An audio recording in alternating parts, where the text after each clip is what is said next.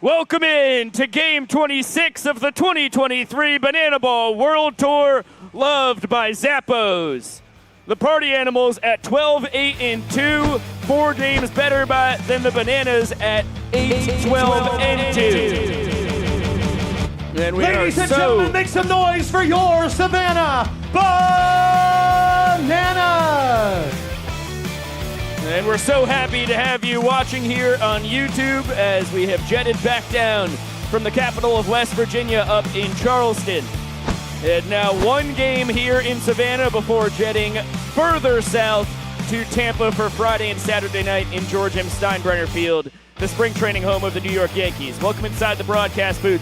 Pico Scala, the broadcast entertainer for this here club. So happy to have you watching our 26th of 87 games here on the 2023 World Tour. 8 stops down, 33 in total, and we have gotten through a first couple months here that have been riveting, and thus far the Bananas 4 games behind the Party Animals, really looking for a win tonight before heading down into the Sunshine State for the last time. Currently, the game's in Florida tied 3-3, so whoever wins Friday night will win the Sunshine State. Let's head back down to the field because we have Cowboy Kyle Lewigs on the bump, and we have a whole lot to get into before first pitch just a few seconds away. Kyle, the 6-year Banana, making his 11th start on the tour. You take a look at his numbers right there, averaging 5 minutes and 2 seconds per inning. The 54 innings tossed, high on the tour. And a 6.00 ERA is still 3/4 of a run better than the Bananas team average. 65 hits and 6 home runs, the most given up overall, but he matches that with a tour-high 40 strikeouts. Classic fastball, slider, curveball. Work a 2-seam and a cutter in there as well, and has been dabbling with a splitter. Now for the Party Animals, Reese Hampton, Dalton Cornett, Jake Skoll, and Bryson Bloomer. You can pencil them into those first 4 spots every night. Thomas, Swan, Acuff, Lytle, Baber, and Almadova round out the lineup.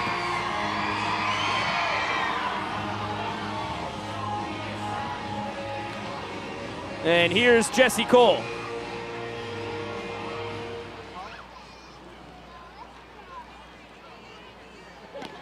Man, in Banana Land, we like to start things a little differently.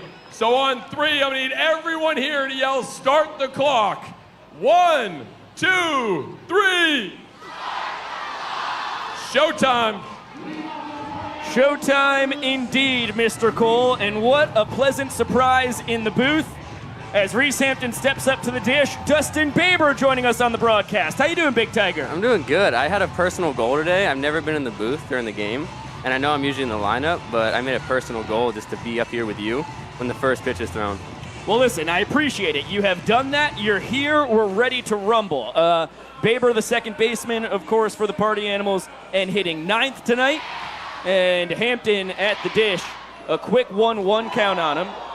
Reese comes in with video game numbers, hitting 378, 465, with a 1074 OPS, on base plus slugging. Perfect guy to have at the top of your lineup. 12th round draft pick back in 2018 by the Detroit Tigers. Switch hitter holding down right field tonight. This is beautiful up here, Biko. It's a heck of a view, isn't it, babes? Yeah, I've never. And this is my first time actually walking up here. It was actually really scary. Yeah. I don't like heights at all. The catwalk is no joke as Barrel Reese party. gets into that No. and past the diving attempt of Noah Bridges. Reese should be on 3 here. It'll be an easy Yeah. stand-up triple. Barrel party. We're going to start early tonight. It's his second 3-bagger of the tour. And Kyle only slated to really go 1 inning tonight, which is no fun because Hampton, Cornett, Skoll, and Bloomer are as tough as they go, and now they're pretty much all due up unless you get some kind of miraculous double play. I like DC's chances here. He's been swinging a hot bat and BP and everything. Been getting unlucky in the games right now. A lot of good plays made. He's been swinging a lot earlier and often in March, as you just saw right there. Averaging 2.89 pitches per at-bat. It was 3.6. Just dropping in there. In February and March, but I'll tell you what, swinging on both pitches he got worked out just fine. Base knocking a stake. Love that. Great baseball right there. Reese is the best leadoff I think I've ever been a part of on a team. Yeah, not surprising. Hampton scores his tour-leading 32nd run right there as DC3 drives in his 21st. He's only 2 back of the man at the dish, Jake Skoll, for the tour high. And what is Jake not leading this season in? Well, batting average, although he's hitting .389, good for 3rd best overall, that .521 on base percentage, and a .1271 OPS. No one really close to either of those numbers. No, I've been asked a lot by my college teammates how good Skoll is, and I said he's the closest to an MLB-created player on the show that I think I've ever seen. So he's ridiculous. He can just swing at anything and put about 115 on the exit velo every time. Well, there's a reason why he was the 15th overall draft pick back in 2010 by the Texas Rangers. And out of Woodstock, Georgia, drafted right out of Blessed Trinity High School. Over in Roswell. Now ready for a 2-2, holding down center field tonight. And that is 3 straight hits to start the evening for your boys. Told you, right there. It's hard to get that guy out. They put a shift on him, and he just finds a way to beat it every time.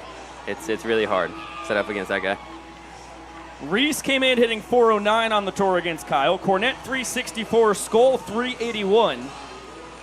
And Mr. Lewis gets a little respite. Bryson Bloomer only hitting .292 on the tour against Cowboy Kyle. A little inside information here. Bloomer, last couple of games, was dealing with a wrist injury, so he said he's fully back right now, and he's trying to send a couple over the wall today. Yeah, Bryson doesn't have an extra base hit in March. His OPS still north of 1,000, 1091. And his .405 batting average tied with Dan Oberst for the tour high. I don't like seeing Dan up. He hits the ball way too hard. It's scary, isn't it?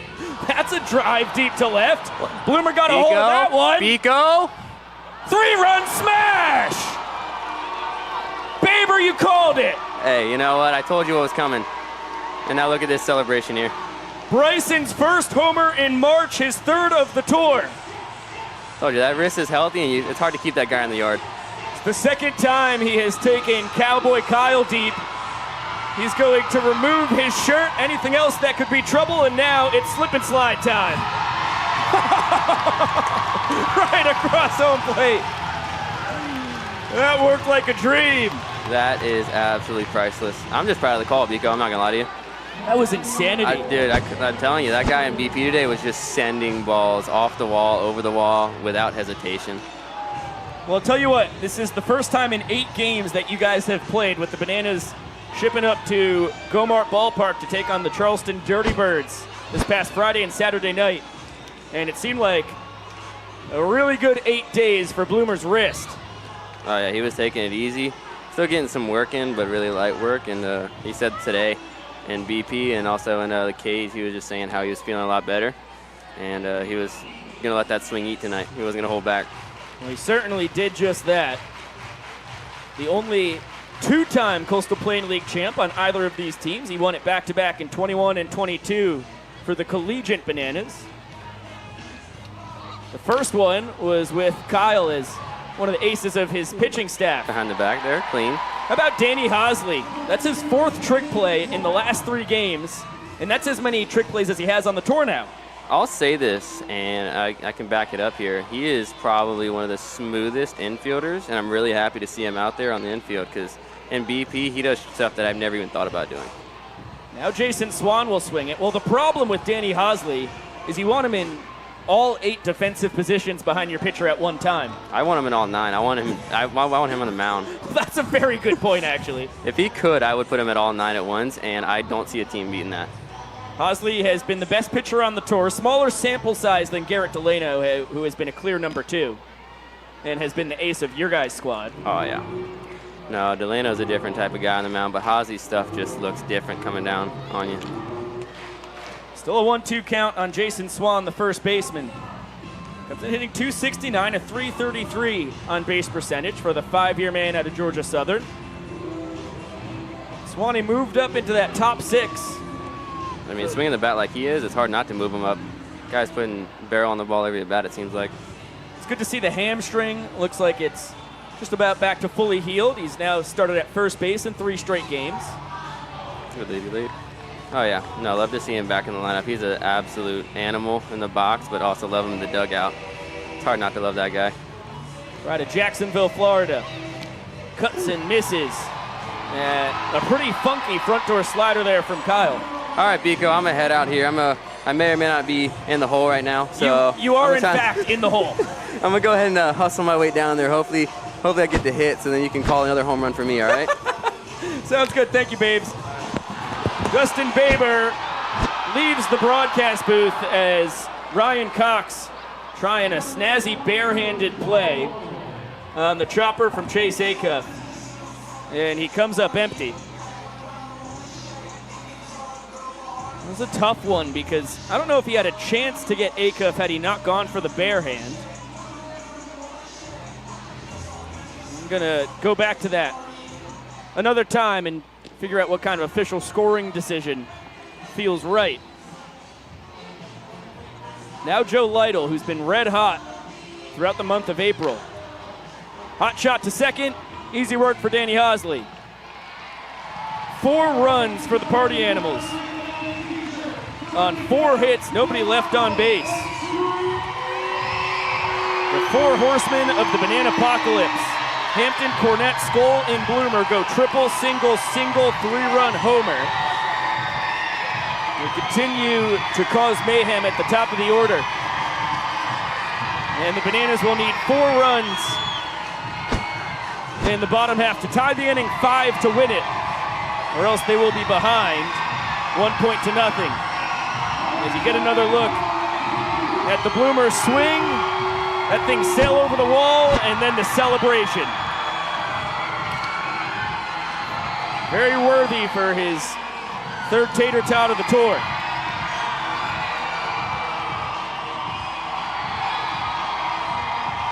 Get a look at Dylan Porter getting loose for the Party Animals, averaging 4 minutes and 17 seconds per inning. That's 12th best out of the 21 guys who have thrown enough innings to qualify on the tour. In 34 1/3 innings tossed, a 4.72 ERA, which is nearly a full run better than the Party Animals average. Team pitching to the tune of 5.66 earned run average.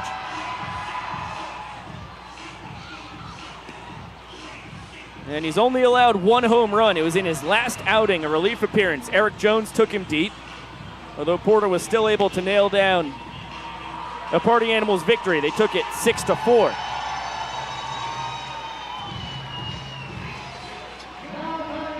Dylan making his 6th start and his 13th appearance overall.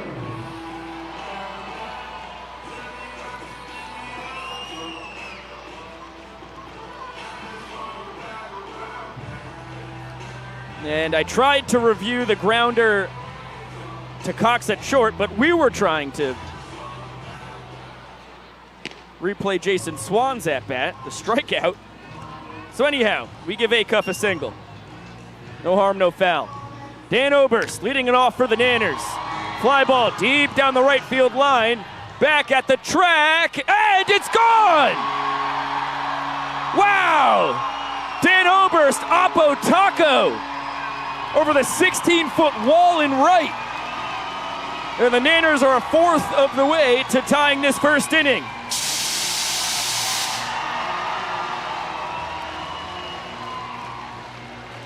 Dan joins his 2021 Pettit Cup champ, teammate Bryson Bloomer, in the 3-homer club.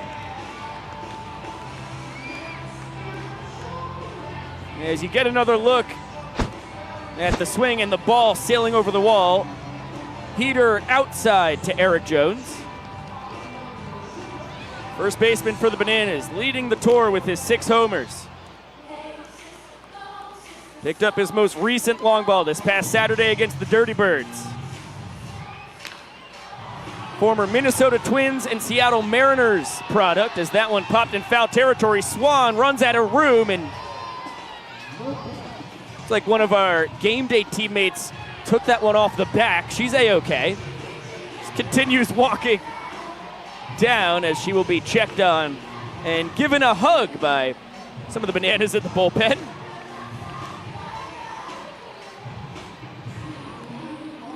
Just to see the guys making sure that she's A-okay.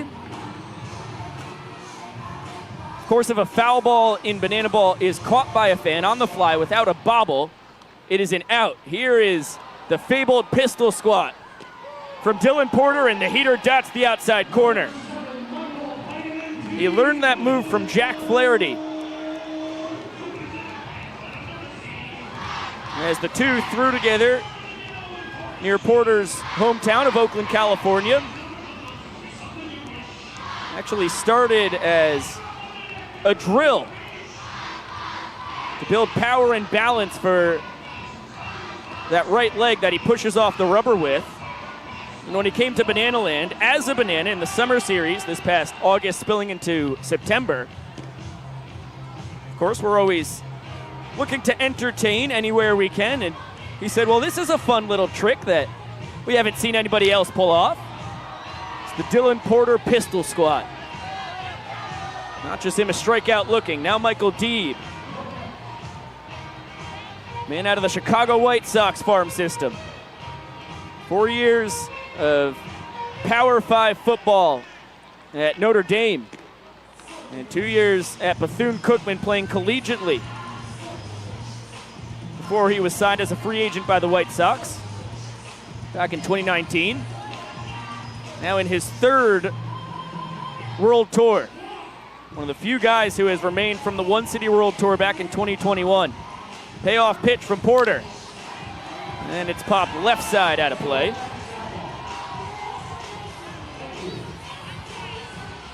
He comes in hitting .347, fifth best on either side.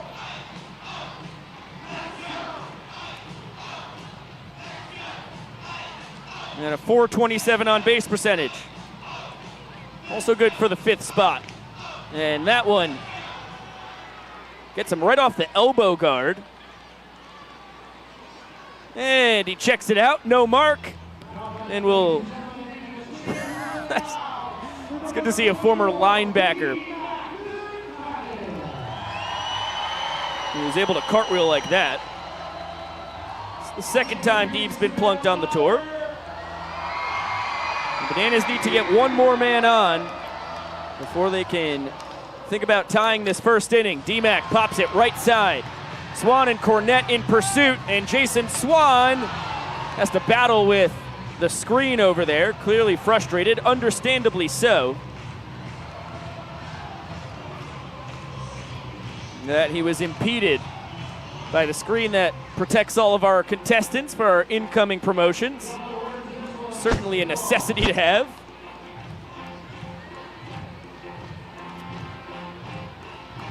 And another life for Dakota McFadden, just like Deeb on first base in his third World Tour.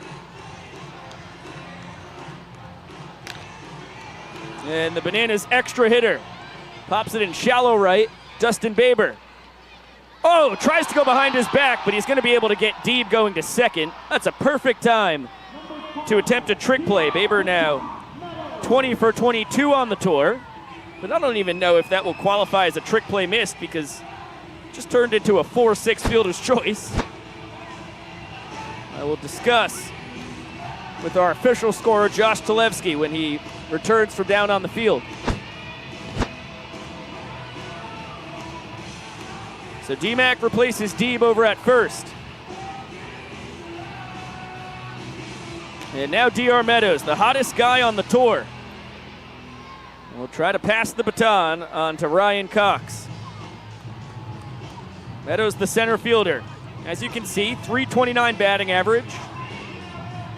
On base at .388. Had a slow start, but he's hitting .560 in April. And is currently working on a 9-game hitting streak. 5 of those he had 2 or more hits in. Count 3-1. Order grabs some rosin. Trying to prevent the innings tying run from coming up to the plate. Not able to do it. Meadows takes the sprint. All 7 party animals have to touch this ball before it's live. McFadden gets a stop sign at third as DR adds some suspense to the ball 4 sprint with Tanner Thomas, the 7th and final party animal to touch it. Just a hair behind the theatrical dive into second by the doctor. So now Ryan Cox could tie this inning in one fell swoop if he picks up his first long ball of the tour. It's not what he's known for. Pride of Aliquippa, Pennsylvania is tremendous at putting bat on ball. Is tied for the Bananas lead with a couple triples. But the really impressive stat for the man out of Kutztown University: 5 ball 4 sprints, a tour low, 3 strikeouts. Skies that to left. Tanner Thomas will make the snag, and the party animals win the first inning 4-1.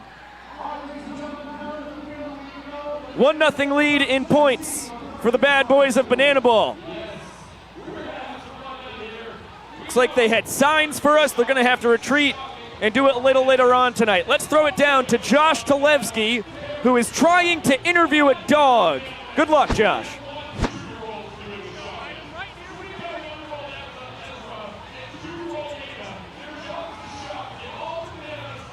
It's Bark in the Park night. What is your favorite aspect of Bark in the Park night? I got you right here. All right, so what are you saying? Rough, and at the park. Bark at the park. You got anything? Okay. She said her favorite part is the all-you-can-eat food, I think, because people are dropping stuff left and right. A very wise dog, wise decision, a great one at that.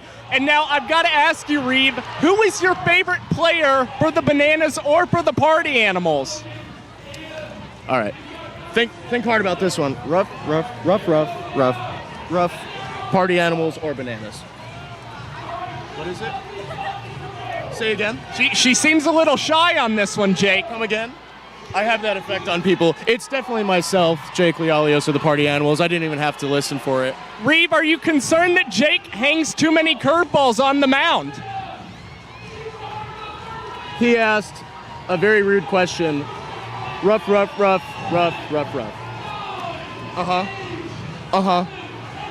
No, she says he throws only bangers, so I don't know. She's not too worried about it. There you have it. Reeve, a big fan of Jake Lialios, a Party Animals fan, it would appear as well.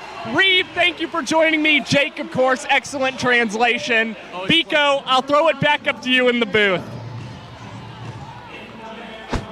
Thank you so much, Mr. Talevsky. That was a really fascinating skill of Jake Lialios is highlighted there. I didn't know he spoke dog. Now you look, as we predicted, Kyle Lewig's only 1 inning. DJ the Invader on the bump.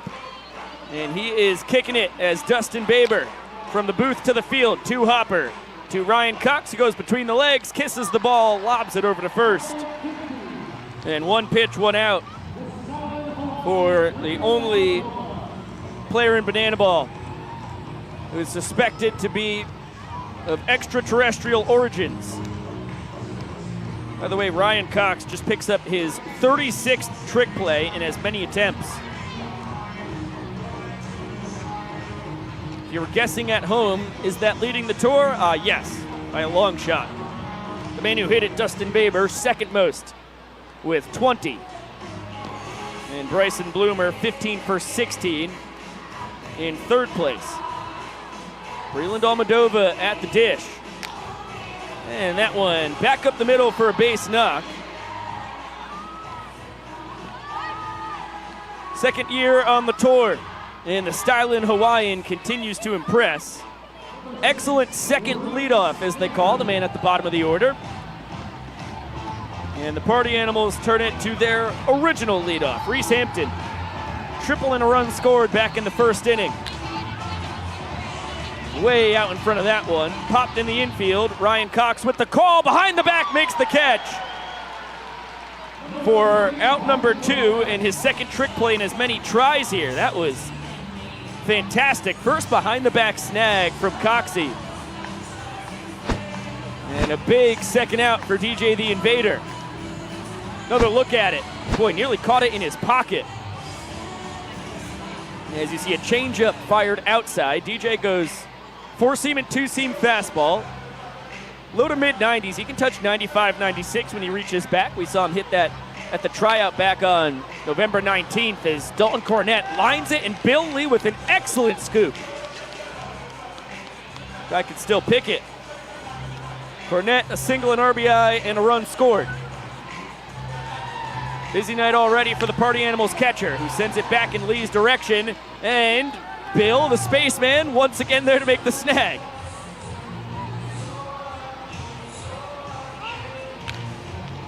Breland was off from first. That one fouled towards the kid zone and not caught by a fan. DJ adds to his 2 fastball mix, a slider, cutter, and changeup. The latter of which is his go-to out pitch.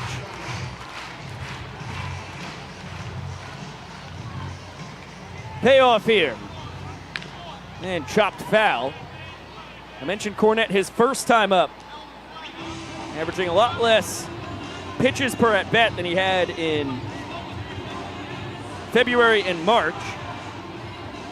About 0.8 pitches less, but this will help. The average pitches per at-bat here. 9th pitch coming. And lifted into center. DR eyeing it up. Backflipping, makes the catch, lands the backflip. Mr. Meadows, 13th trick play in 14 attempts. And DJ the Invader, an out-of-world performance.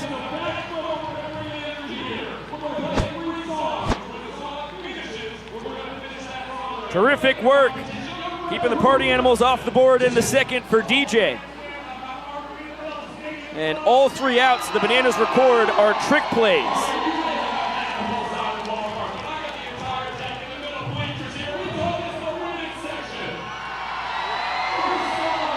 It is sing-off time here in Grayson Stadium. It was pouring earlier today, torrential downpour. So I wouldn't doubt that a couple fans were scared away, but still a full capacity ballpark. As you take a look at Jesse Cole in the grandstands, trying to get his people on their feet because I think the young professor won round 1.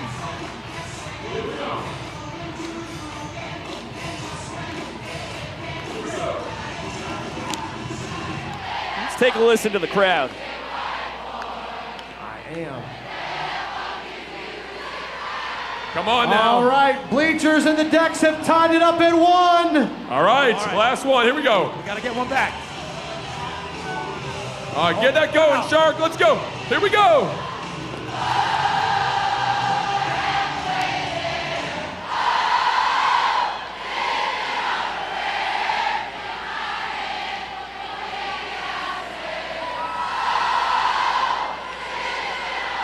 You guys sound so amazing. The winner of tonight's sing-off, the bleachers and the decks, Jesse!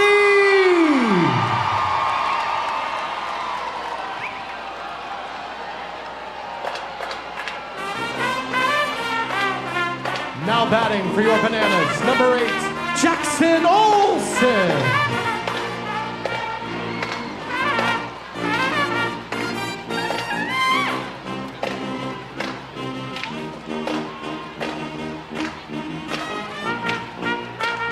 The band blaring away as Jackson Olsen steps up to the dish. Bananas just need 1 run in the second to tie the game at a point apiece.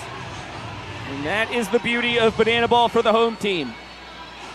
Party Animals have scored 4 runs, the Bananas just 1. But that was in the first inning. It's match-type play. Jackson Olsen drives it down the right field line. He's walked the inning off! third long ball of the tour for the grade 8. His second walk-off dong in the past 3 games. And our TikTok superstars heating up. We're tied at 1 point each. And it's weigh-in time at the dish. The results, that dude's jacked. Another ball incinerated by the pride of New Milford, Connecticut. And he had a lot of time to admire that one. We talked a lot about bat flips. How about the helmet flip? A lot of pizzazz on that for the man with well north of 1 million followers on TikTok. More great content from the Bananas third baseman. It's a 1-1 ball game. We'll throw it down to Maceo, Jared Donaldson, Alex Ziegler, Christian Dearman, and Flash the Kid as they boogie as we head to the third.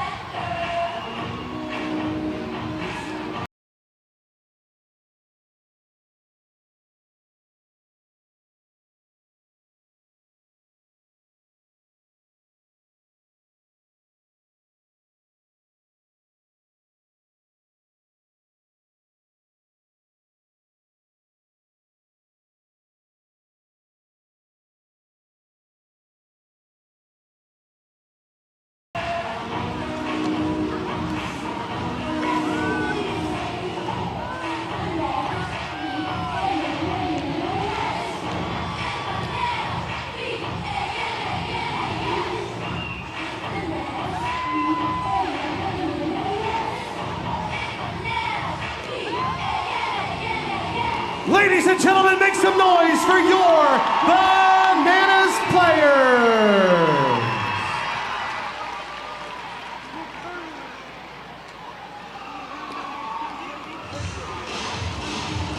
Well, a phenomenal job by Maceo and the boys as per usual. It's going to be 3-4-5 for the Party Animals here in the third. Skull, Bloomer, and Thomas due to swing it. And DJ the Invader out for his second inning of work. Tonight's starting pitcher for the Savannah Bananas himself, Cowboy Kyle Lewigs. Welcome up to the broadcast booth, my dear friend. Thanks for having me, Biko. You know, I was having a pretty good day. Yeah. But, you know, not so much anymore, but what can you do? That's baseball, right? That is baseball. That's also banana ball. You know, it's tough because you are a starting pitcher by trade. Although your first 3 years out of 4 collegiately for the Bananas, mostly out of the bullpen. And I feel like, as you get to take a look at the majestic, freshly 25 years old Kyle Lewigs, Jake Skull deep to left. Oh my gosh! What is in the air tonight? Skull with his 6th long ball of the tour. He ties Eric Jones for the season lead. And that is the 4th ding-dong in 2+ innings tonight. Yeah, ball's flying. It's hot out there. Yeah, just a couple. I mean, I know for me, a couple pitches that, you know, I just didn't quite execute. I thought for the most part I made pretty good pitches. DJ out with his first inning work, I thought was incredible. That ball that Dan hit out, that he hit off of Porter, I don't think I've ever seen Dan go backside here, so that was pretty crazy. And then Jackson also might be swinging the hottest bat in Banana Land right next to DR Meadows. I had also never seen Dan Oberst take an Oppo Taco out of historic Grayson Stadium, which historically is called the Grayson Graveyard for a reason. Really hard to hit the ball out of here in our stadium, built in 1927. But the ball flying tonight. DJ Cox, Hosley, and Meadows with a beautiful boogie. And the pitch, yanked all the way to the backstop. Bloomer off to the races. And Bryson steals first base. And I hope he's okay. Kind of an awkward last step. Looks like he's fine. Bloomer picks up his 2nd steal of first on the tour, which ties D-Mac for 2nd overall. Here's the tour leader in steals of first. Tanner Thomas, the left-handed batter's box. Takes the off-speed, low outside corner for strike one. Bloomer always a threat to steal, 12 for 15 in his stolen base attempts on the tour. And I think, just so we don't blow over this Jake Skoll home run, his 6th in his 23rd game played, as Tanner strikes out and has some words for Vincent Chapman. First K for DJ. That's his 3rd opposite field home run. I mean, the power to all sides of the park is pretty prolific. Yeah, it's crazy. He handles the outside pitch really, really well, which is pretty crazy considering how far off the plate he is. I think it's kind of almost like, you know, baiting somebody to throw the pitch on the outer half. I know I've got burnt a couple times trying to sneak one in there with a 2-strike count to him, but he's a good hitter, man. Whole top of their lineup. Really good hitters. When you came up here, I was going to ask you, you know, hopefully, obviously, you would have liked the inning to go a little better, but it's just those first 4 guys, I call them the 4 horsemen of the banana apocalypse, because they're not just hitting you, they're hitting everybody at an insane mark. I mean, all 4 of them have OPSs north of 1,000, and they're leading just about every offensive statistical category that you could ever want. I mean, obviously, this is a nice little tune-up for you as you prepare for the Major League Baseball Players Alumni Association on Saturday, as Bloomer swipes his 13th bag of the tour. But it's not fun just facing those 4 guys right off the bat, is it? Yeah, definitely not. I got a little excited early. I think off the bat I thought I got Reese, which was my only goal of the game, was to start the game with him not on first base. It's a sprint here for Swan. Bloomer's going to score easily from second, and Jason is going to be content with 1 base. So after I didn't get him, you know, insult to injury was the slap shot by DC to left, and then, you know, Skoll gets a hit, which he's going to do, and I don't know, I kind of blacked out after that. I think I got a couple outs. I had a strikeout. No walks, which is good, but... You blacked out after the Skoll single. I don't really remember what happened. There was a ball that hit me. I tried to kick at the Cox. That didn't get made. I was trying to kick it off my cleat, but it actually hit my calf. It kind of hurt a little bit. It would have been one of the cooler plays of all time. Yeah, I was really excited after I saw where it deflected to, right to him. Well, Coxey gets this one, flipped to second for 1. Hosley to first, not in time to get Chase Acuff. So it will be a 6-4 fielder's choice. And with 2 down, Joe Lytle will swing it. Now, in all honesty, is there anything out there in just your 1 inning tonight that you're working on in particular as you prepare for the MLB PAA on Saturday? That's a base knock for Lytle. He's 1 for 2. I'd say probably, I mean, yeah, definitely treating it as a tune-up. It's a bullpen, pretty much, just simulated with hitters. Just continue to try to work on command. Mixing my off-speed pitches and hitters counts is always something that I've been big on, and I think I've kind of lost as of late, except for my last start. I was pretty good with that. But continue to work on that splitter, sinker, change-up thing, whatever you want to call it. I only threw it once tonight, but it wasn't great. But you know, you got to keep practicing those things, get better at them, I guess. Well, yeah, you came off of a 6-inning, 2-run, 5-strikeout night, which was an excellent performance as Baber puts a charge into this one. And it finds grass out in right center. Acuff scores easily. Lytle gets the stop sign at third. And the Party Animal's second baseman with his 5th 2-bagger of the tour. And I think you may have a bone to pick with him as he grabs his 12th run batted in overall, because he 100% called Bryson Bloomer's 3-run homer. Did he? Yeah. Yeah. You know, the problem is Bloomer just got 8 days off to rest his wrist that was ailing him. That is true. Bloomer's a good hitter. I made a error in judgment. I started him with a slider that was a good pitch that he didn't look very good on, and got to 2 strikes and thought that I would go back to the slider. So tried to go up and in with a fastball. Not quite enough, high enough, and I've seen him do that a couple times here in Grayson. So. Wasn't very fun to be on the receiving end of it, but no. I mean, he's a good hitter. Good friend of mine, good hitter, so we'll have to go back to the drawing board. I'm going to have to get him next time. 2-2 now coming to Breland Almadova, who fouls that out of the stadium. Breland a single his first time.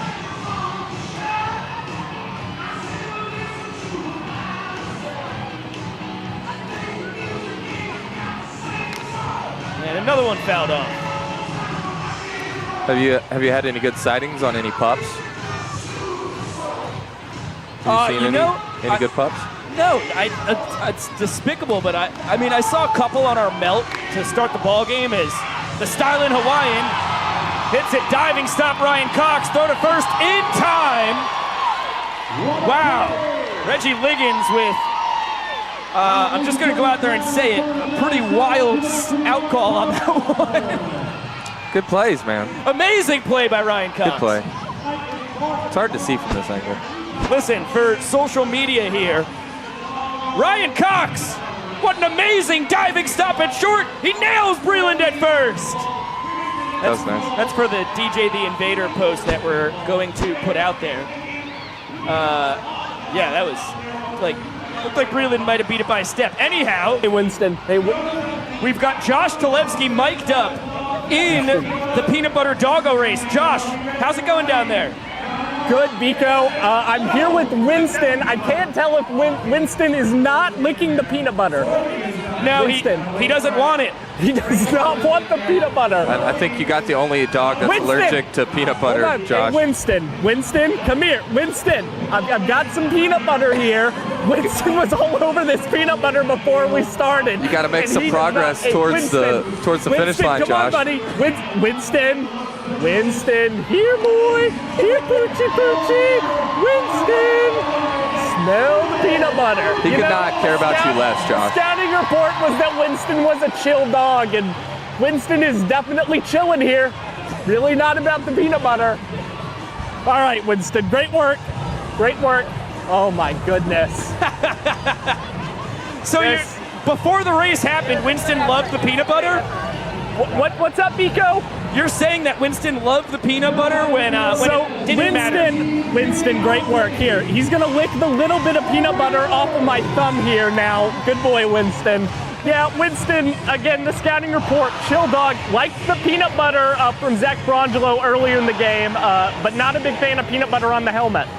No, I think he might have just been bamboozled by the spectacle that he was in. But it was a good work by you, good effort.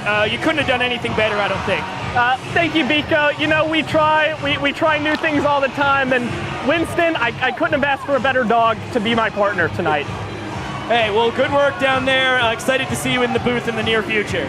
Me as well, Biko. You take care, buddy. You too, stud. There goes Mr. Josh Talevsky, who put together, not his fault. I don't even want to blame Winston because I would never blame a pooch in one of these things. So I don't know whose fault it is. But that was the worst performance we've ever seen in a peanut butter doggo race. That dog either has performance anxiety or is severely allergic to peanut butter. Which I find it hard to believe that it's the second one, so he might have just got a little nervous. It's all right. I think the moment just kind of surprised him when it was time to shine. It was just a little distracted by his surroundings. So the party animals put up a 3 spot in the top of the 3rd inning. Bananas need 3 to tie it, 4 to win it. They've got 8, 9, and 10 in the order. Osley, Leroy, and Bridges, pistol squat. And a foul ball, Dylan Porter. Now, give me a little breakdown on Dylan Porter here, because he's about as nice and chill and quiet a guy as you can find off the mound. But once he gets on that circle in the center of the diamond, he becomes just an entirely different beast. Yeah, complete savage. I think more times than not, he doesn't really even know what he's doing or what he's saying. Of course, it's nothing, too absurd. Danny Hosley with the drive deep to left. Too much launch angle to join the dinger party is Tanner Thomas. Behind the back, he makes it look oh so easy. A lot of behind the backs early in this game. A lot of homers, a lot of behind the backs. Yeah, he's definitely a lunatic whenever he gets on the mound. He's a nice guy, and I don't think he means anything personal to anybody except for maybe Vincent. But yeah, dude's a lunatic on the mound. Tanner Tinder Thomas now 3 for 4 on his trick play attempts on the tour.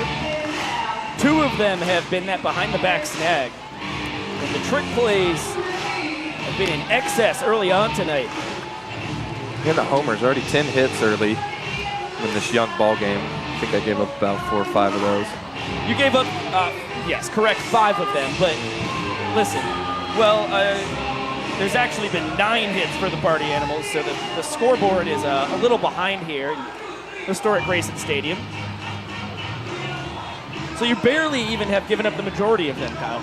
Thank you for making me feel better, always, Pico. He goes back to the pistol. Pretty good take there from Bill. That looked off. And of course, 4 of the 5 hits were those first 4 hitters, which I feel like hits from them should count as like half a hit. I'm cool with that. It's just so hard to get them out. I think we could start doing that. I would like that. Talk to Josh Dolevsky about it. Bill Leroy, your backstop for the better part of the last 6 years. Ready for another 3-2 pitch. Then he works himself a sprint. Party Animals have to get it to all 7 guys behind the pitcher and catcher before the ball is live, and Bill will coast into second before Tanner Thomas arrives.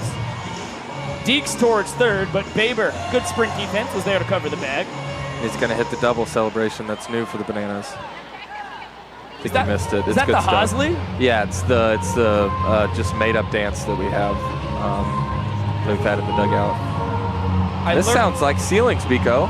I learned it in the locker room in Charleston. It's really a delight. So you're spot on. Noah Bridges, the 10-hitter, sprinting in from the right field foul territory area. And it looks like this is ceilings part 4.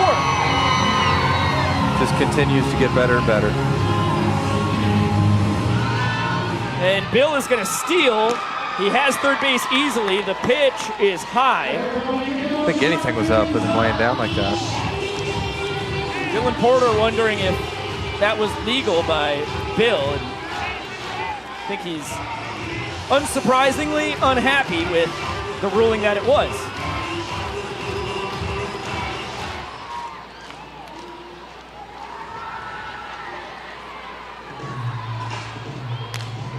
One popped in foul territory. Cornette and Porter after it. And DC3 makes the catch. I think Porter really wanted that one. Yeah, that would have been incredibly satisfying. Didn't take care of Bridges himself, but his catcher will do the trick.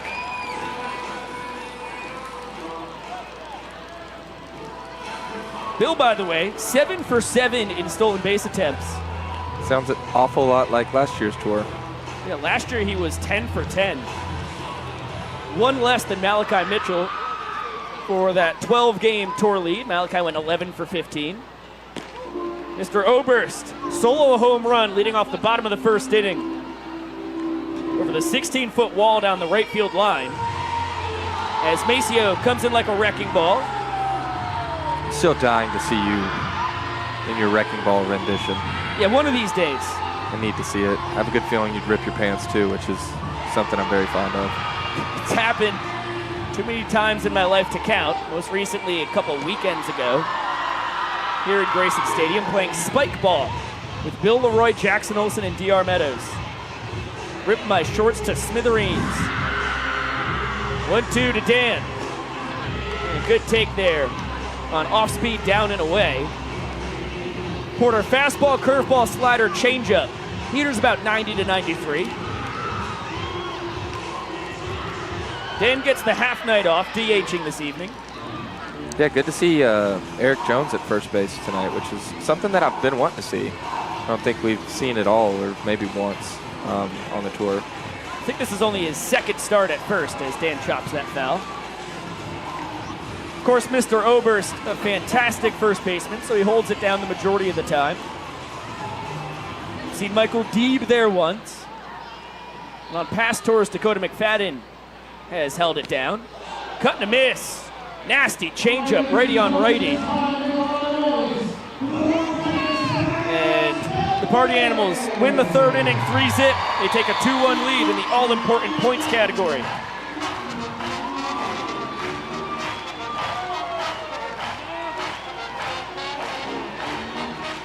And as the Banana Band blasts away here in historic Grayson Stadium, welcome back up into the broadcast booth, Biko Scala, Cowboy Kyle Lewis, tonight's starting pitcher for your Savannah Bananas.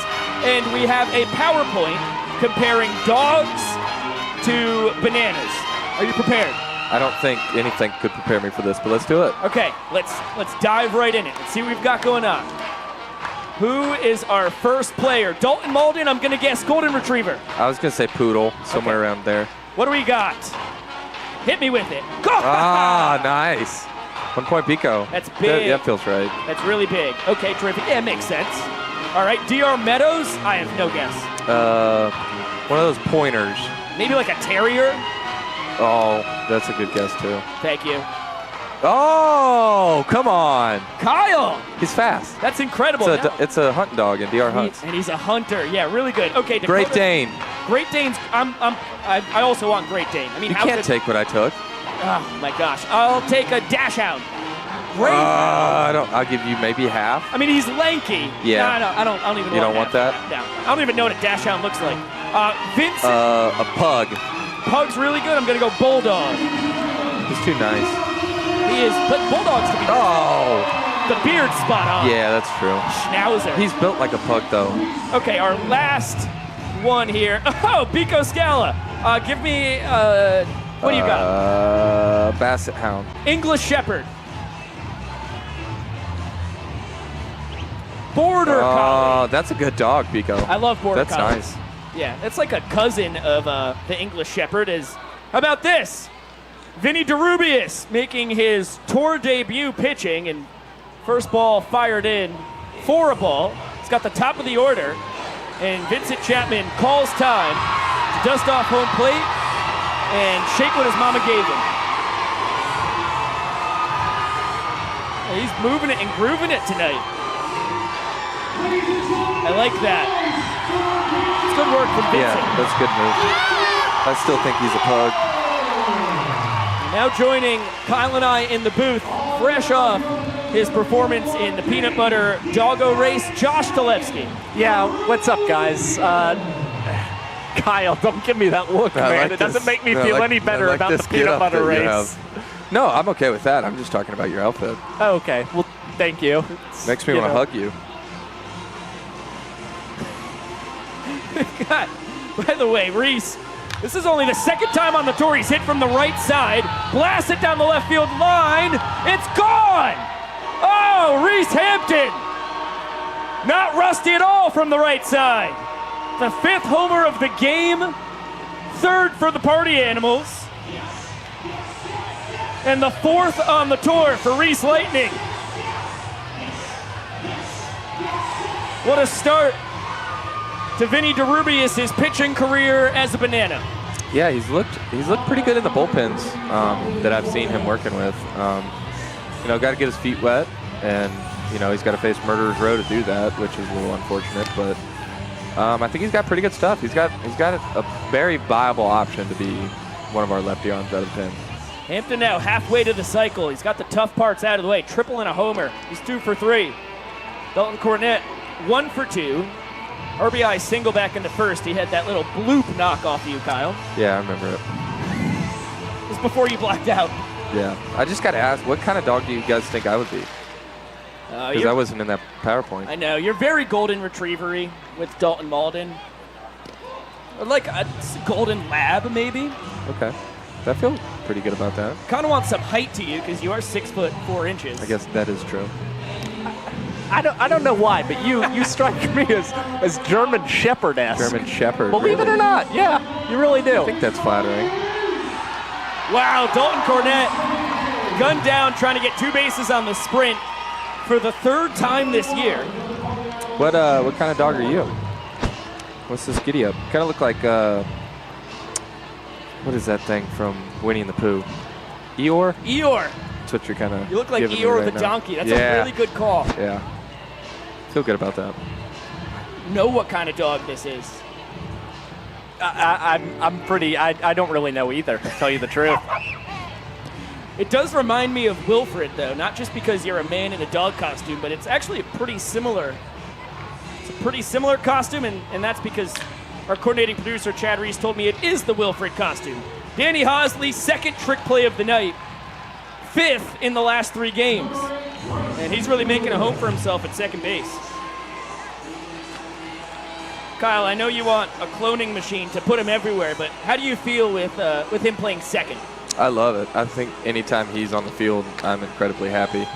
especially pitching. Or, I mean, he's a heck of an outfielder too, but really finding a home, like you said, at second base, making those trick plays look really easy, and I think he's got some good, quick connection with Cox up the middle.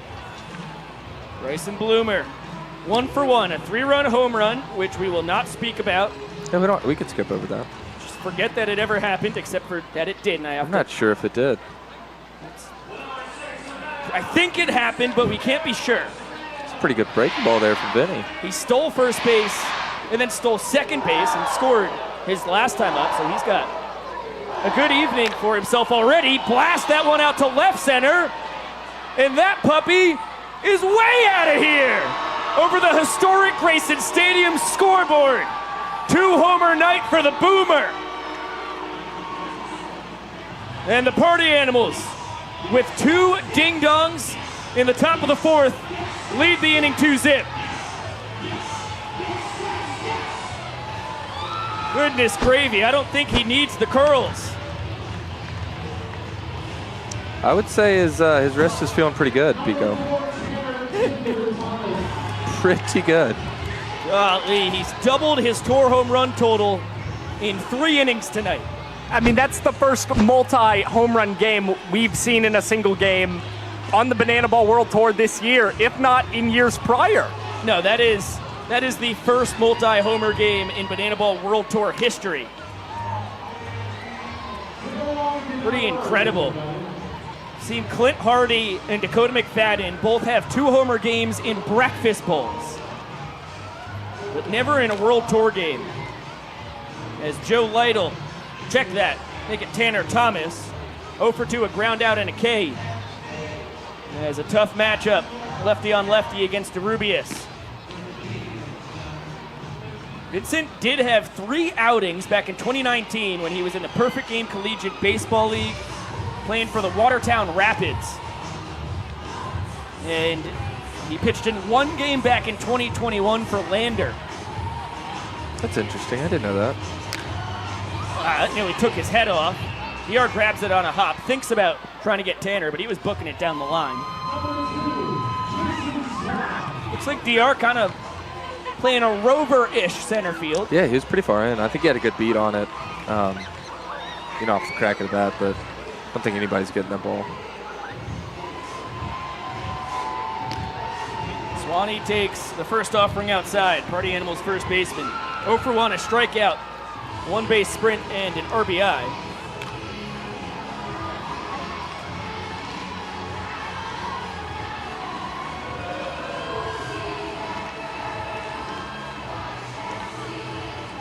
Tanner always a threat to run over at first, 10 for 11 in his stolen base attempts.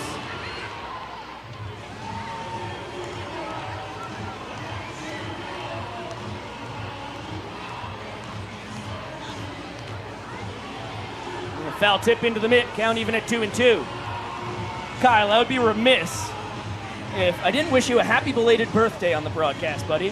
Thank you. I got a bunch of belated wishes today. Honestly, that I wasn't expected. I got cupcakes from Grandma Marty Nice. that are in the locker room. If you guys are interested in those, should have brought some up for us. But I got to spend my birthday with you all day, pretty much yesterday, which was probably the best present I could ever ask for. That's a nice fastball.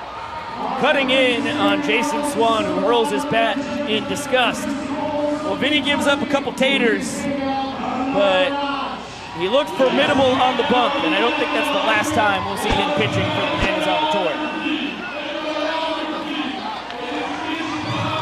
Take a look at Hampton and Bloomer.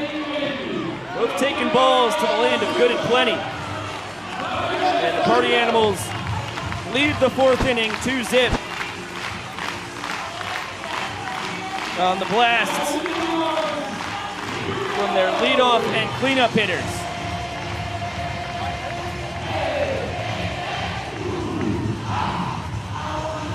And everybody hey babying in Banana Land. Hope you're hey babying along at home. Because you know it's happening up in the booth. Tough to turn around with the cords. Wow, Isaac getting Really after getting it. into it. How about those hips? These things aren't lying. I've never seen him move like that. You know, I don't think I've ever seen him dance at all in my life, and I'm loving it. Yeah, now that you mention that, I don't think I have either. Wow. Look at that. He's leaving it all out on the line. Wow. I'm putting this right up there with Nick Clarno for one of the more legendary Hey Baby renditions of all time. And for very different reasons. I couldn't agree more.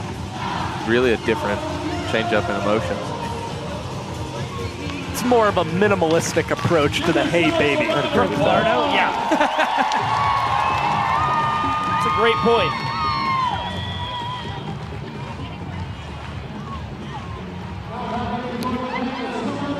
Let's pop down on the field because the Bananas dancing first base coach Maceo Harrison has a mic on him. How you living, Big Tiger? Yep, I am hanging out here, man. It's about time that y'all mic me up. Y'all about to hear some funny stuff. Hey, we appreciate it, dude. It is 2, 3, and 4 for the Bananas here in the bottom of the 4th. Your guys need 2 runs to tie the inning, 3 to win it. You ain't got nothing. Dylan Porter out for his 4th inning of work. So Mace, walk me through this. Like, what's your mindset as far as entertaining as the Bananas dancing first base coach? You always want to keep the energy up, keep them laughing, whatever, have a great time, and then also you can make fun of the team a little bit. That's why I'm doing this little, oh my God! Eric Jones! Come on, Eric! Smashes it to right yes, sir. center. Go! Yeah!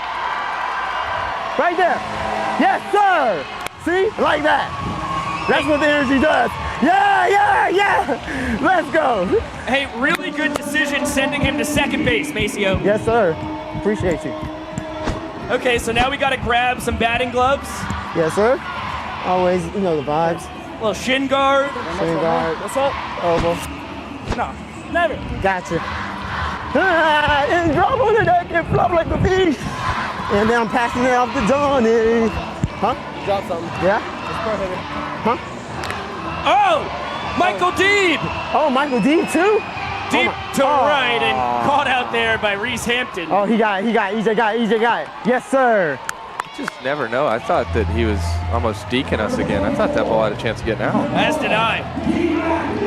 Now, Maceo, have you just completely given up this year on the coach's helmet when you're coaching first base? 100%. Just who cares about safety? Exactly. I don't see anybody else Pretty sure, wearing a helmet out here. didn't you cut your hair today? Did you want to show that off a little bit? Oh, I sure did. I want to show it off in my bun. You see this beautiful bun I got? I like that. It's Man, good. you look good from up there, bro. Thank you. I got a really good vantage point on you right now. You've been hit by...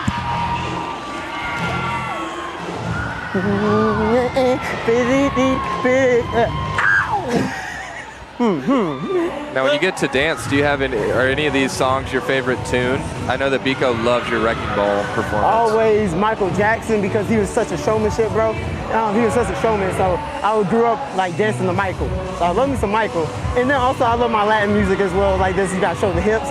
And this gets the ladies started, obviously. Okay.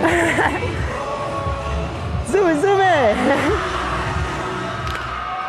Oh. 2-2 count now on D-Mac. So, Maceo, you're on your 6th season now with the Bananas. Can you let everybody know how you ended up in Banana Land in the first place? I started creating a name for myself because I started teaching at age 17, 18.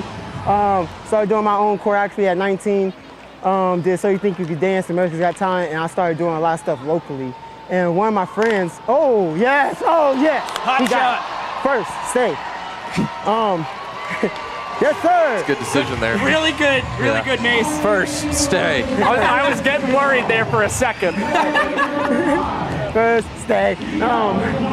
But yeah, one of my good friends, he was Darius, the first base dance coach from 2016. Yeah, Darius Baisley. Yes, sir. Me and him were great friends. The dance world was so small. So he was going to college and he asked me, he was like, hey, you want to take my spot? I was like, doing what? And he said, Savannah Bananas. I was like, who? And wow, nice catch there by Reese Hampton. Crazy. What is Reese on today? Like, we need to get him out of the game. I can't do it. I can't do it. Unfortunately, Maceo, he's never out of the game as we get to see that one again. That was a tough play. I'm stubbing his toe. Hey, this is mine. You're going down. Hey, yeah, hey, where you meet me, guarantee is going. Hey, meet me in the. It's going. Meet me in the. Hey, it's going down. Meet me in the.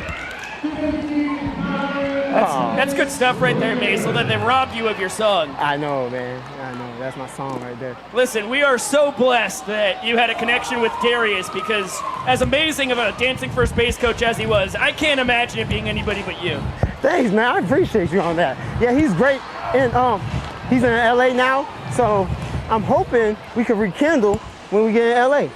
Yeah, I wouldn't doubt that there will be a reunion of the only two ever dancing first base coaches for the Bananas. Oh, watch this. They ain't ready for this.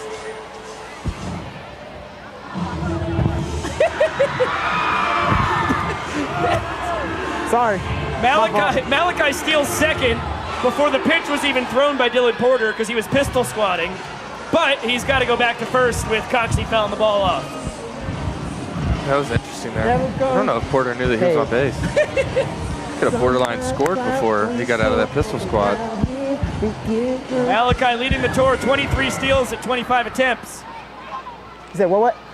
Just Malachi leading the tour in stolen bases. Oh yeah, he did. Man, that man's like a torpedo. He's gone, bro.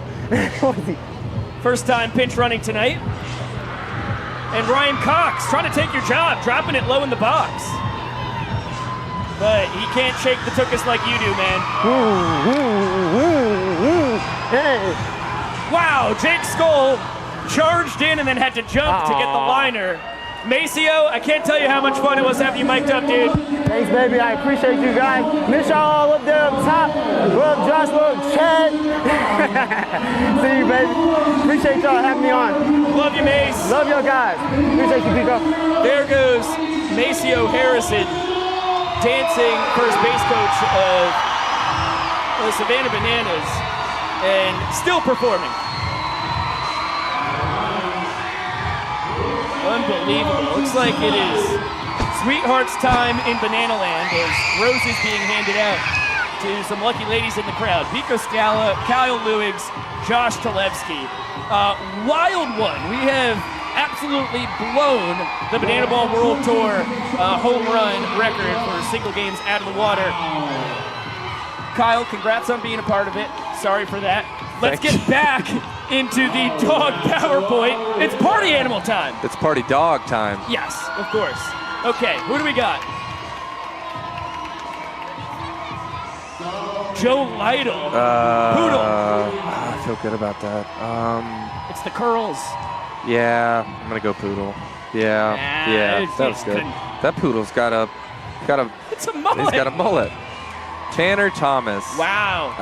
Black Lab. Oh! Wow! Wow, lightning fast too. That was good. Yeah, man, he's just so friendly. I don't know what it is. Brett Helton? Newfoundland. My gut says Dalmatian. I don't know why. No. Biko, you were absolutely on fire. Look out. It was the shaggy, long hair. Oh, God. This got to be a Chihuahua. Pitbull. No clue. I don't know. Oh, my God. Biko cannot be stopped. Whoa. Party animals. I mean, they just apply themselves to dogs. Oh. I was not going to get that one, though, so I'm happy I didn't get a chance to. Yeah, I don't think I would have got that either. That checks out, though. A Sharpei. Strong. Yeah. Big dog. Okay, really good content. Thank you so much, Chad Reese, Keegan Woods, everybody in the Bananas TV broadcast group chat who were saucing ideas together, because I don't think any of them were actually what we saw up here, but that was delightful. Yeah, that's really good stuff. And as everybody gets a happy birthday, I'm going to say that this is still for me since my birthday was yesterday. Yes. New man on the mound, Matt Malatesta. And he's got to get a leadoff guy out. That's the way that you want to start the inning. And I will be leaving to go back down to the dugout now.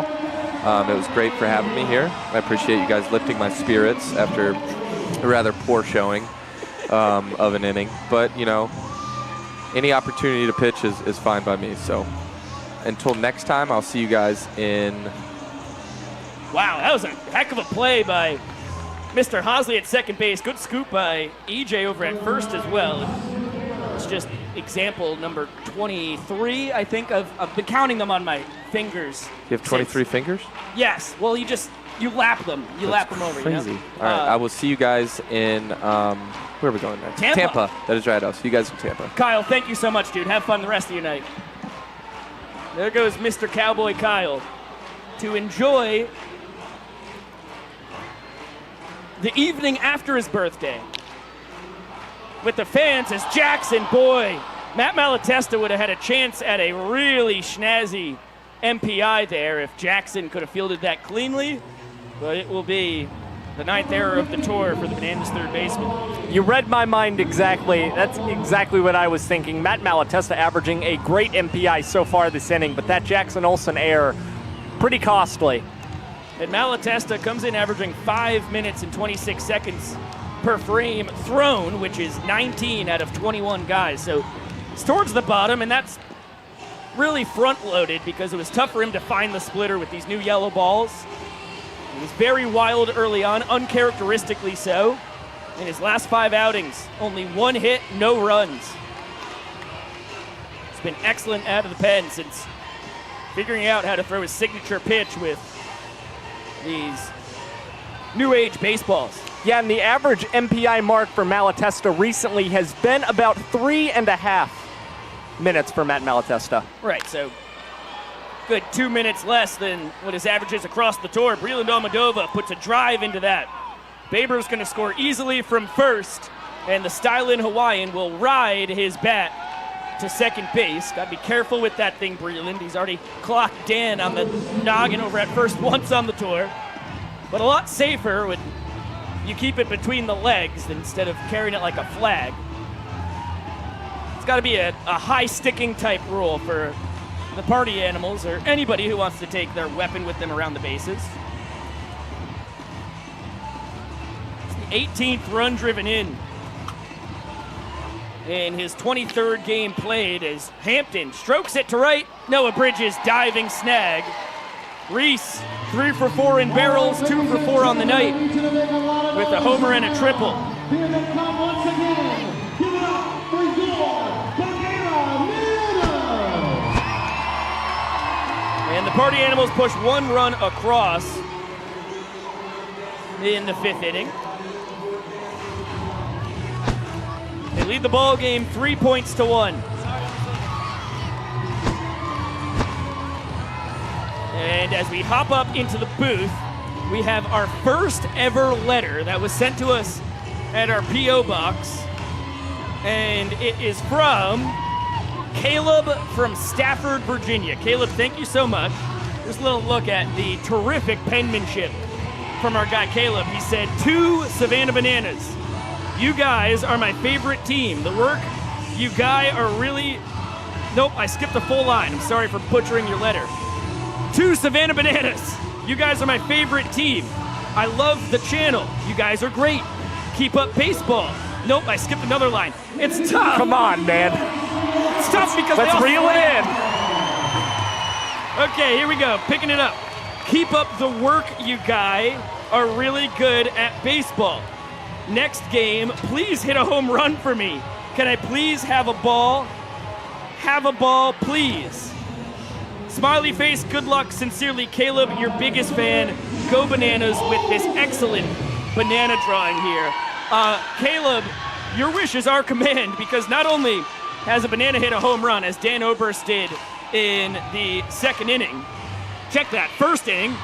Josh Talevsky has the ball. We'll slap it in the mail. We'll send it to you, Caleb. Autographed by Mr. Oberst himself. That is going to be a really great keepsake for our fan, Caleb. Thank you so much for the fan mail. Now, it's really cool. It warms our hearts to see. It was a really, really nice message. The banana drawing, once again, for the people, just exquisite.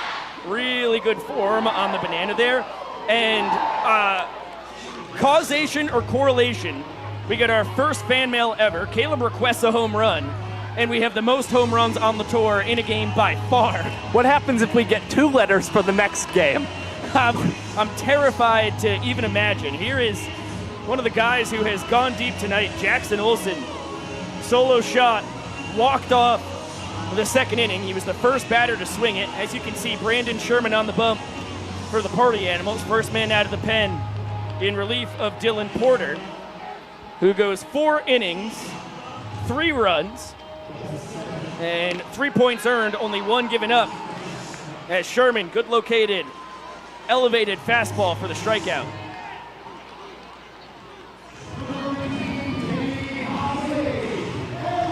Sherm comes in averaging 4 minutes and 33 seconds per frame toss. That's 15th best out of the 21 guys who are eligible. He was the number 2 starter for the Party Animals coming into the tour. He's been a little bit more successful out of the bullpen as of late. This is his 10th appearance. He had made 6 starts before kind of turning into a hybrid starter bullpen arm, long reliever. Now Danny Hosley flew out to a behind-the-back catch from Tanner Thomas in left. Skies that one to center. Jake Skoll moseying on in. We'll call off A-Cup and grab it for out number 2. Sherm with a 9.26 ERA in his 23 1/3 innings tossed. And a lot of that, especially early on, was because of uncharacteristic wildness. 6 hit batters, 11 sprints given up. Both highs for the Party Animals side. Has picked up 15 Ks and given up 34 hits.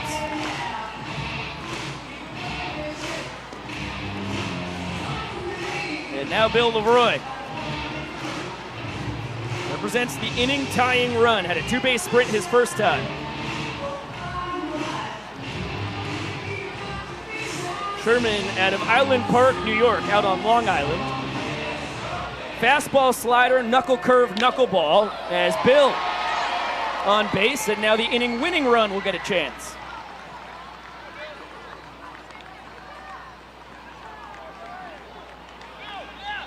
Noah Bridges, who popped out to the catcher his first time.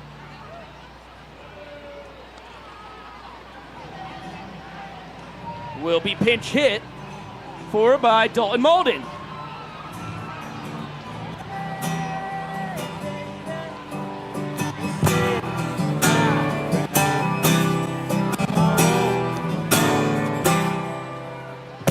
Ladies and gentlemen, Dalton Malden. Dalton Malden doing his best Tom Petty impersonation coming up to the dish. Yeah, big fan of that one from Dalton, and a big fan of a little bit of a matchup advantage here for the Bananas. You go with the right-handed batter against the lefty Sherman. And by the way, Biko, Dalton Malden with quite a few doubles on the tour. If he runs into one here, it easily ties the inning. Bill Leroy, sneaky fast. Yeah, you saw it with the stolen base earlier tonight. Bill now 7 for 7 in steal attempts. And Dalton, 5 of his 6 hits have been 2-baggers. That gets the top of the zone. All in a strike. On the songbird of our generation, as Miss You, Love You, his own tune blares throughout historic Grayson Stadium. Steve in the K-Club chat says, someone get Biko his readers. Todd says Biko needs to learn how to read. It's all well-deserved chirps. That one gets the inside corner, count 1 and 2. As Sean Fluke pretends to play Dalton Malden's guitar. Right behind the batter's box.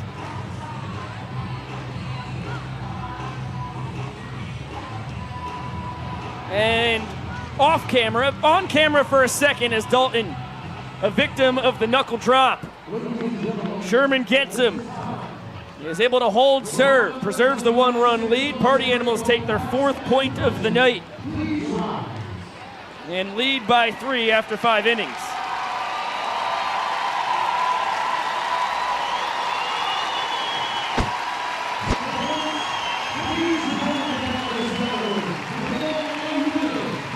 As Jesse Cole and company all salute the service members, both past and present in the crowd tonight, we pass that thought on to everybody at home, and we welcome Jesse into the broadcast. The man in the yellow tux, Home runs galore tonight. How wild has this been? Oh, what a show. You know, 6 home runs. I don't think we've ever seen this in banana ball or bananas history. And I'll tell you, the guys said they were juiced and ready to go tonight. I've never seen the ball fly like it is tonight.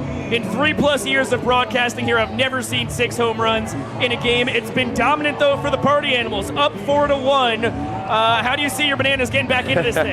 Well, we're going to have some quick innings, shutdown innings. But, yeah, I mean, the Party Animals are legit. They're the real deal. And seeing a guy like Bryson Bloomer, you know, last year battling a groin injury and now to come back full strength, hitting the ball 400+ feet, it's unbelievable. And so, you know, we're rooting for the greatest show here. Hopefully the Bananas come back, make a victory. But I'll tell you, it's been fun to watch tonight. Yeah, Bloomer has the first 2 home run game in banana ball history for one player. We saw DJ the Invader, 2 really good innings tonight. You think we'll see some of our more creative guys coming in later? We have seen Bill Lee making some nice plays in the bullpen already. Yes, Bill Lee's trying to get ready. We got a few other tricks up our sleeves. But, yeah, I mean, Invader, people don't realize pitching in a helmet like he is and doing dancing and battling fast, it's unbelievably hard to do. And great inning for him, carried a couple innings for him. So, yeah, I think we're going to have some more tricks up our sleeve at the end of this night. It was thunderstorming for a few hours this afternoon, absolutely downpouring right before gates opened. Now you've got a packed park, full capacity, 202 straight sellouts. How cool is that? It's amazing. These fans are unbelievable. They show up no matter what. They're ready to put on a show. We're ready to have some fun, and hopefully we'll pull it out at the end here. Thank you so much, Jesse. Thank you. Love you, Biko. Love you too, Jess. There goes the man in the yellow tux, owner of this here ball club, alongside his wife, Emily, as has been the case since the Bananas' inception back in 2016. That magical summer when they won the Coastal Plain League Championship right off the rip. Ended up winning 3 out of 6 Pettit Cups that were on the line. And the 7 years the Bananas were a collegiate summer baseball team, 2020 was bizarre, and only 3 teams were playing in the CPL South, so there was no Pettit Cup to be had.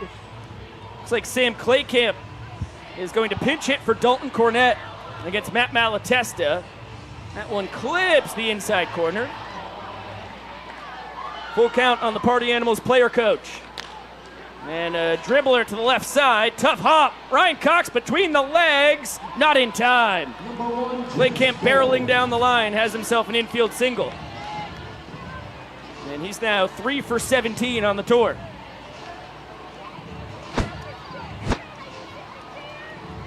Guy can move it for a coach. Good call there by Reggie Liggins. Slamming Sammy. Clearly just a smidge ahead of the throw from the glove magician. Now Jake Skoll.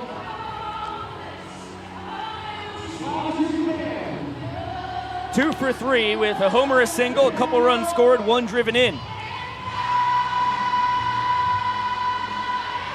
And Sam takes off for second. The throw from Bill into center field. Claycamp, the second man selected for the One City World Tour back in 2021.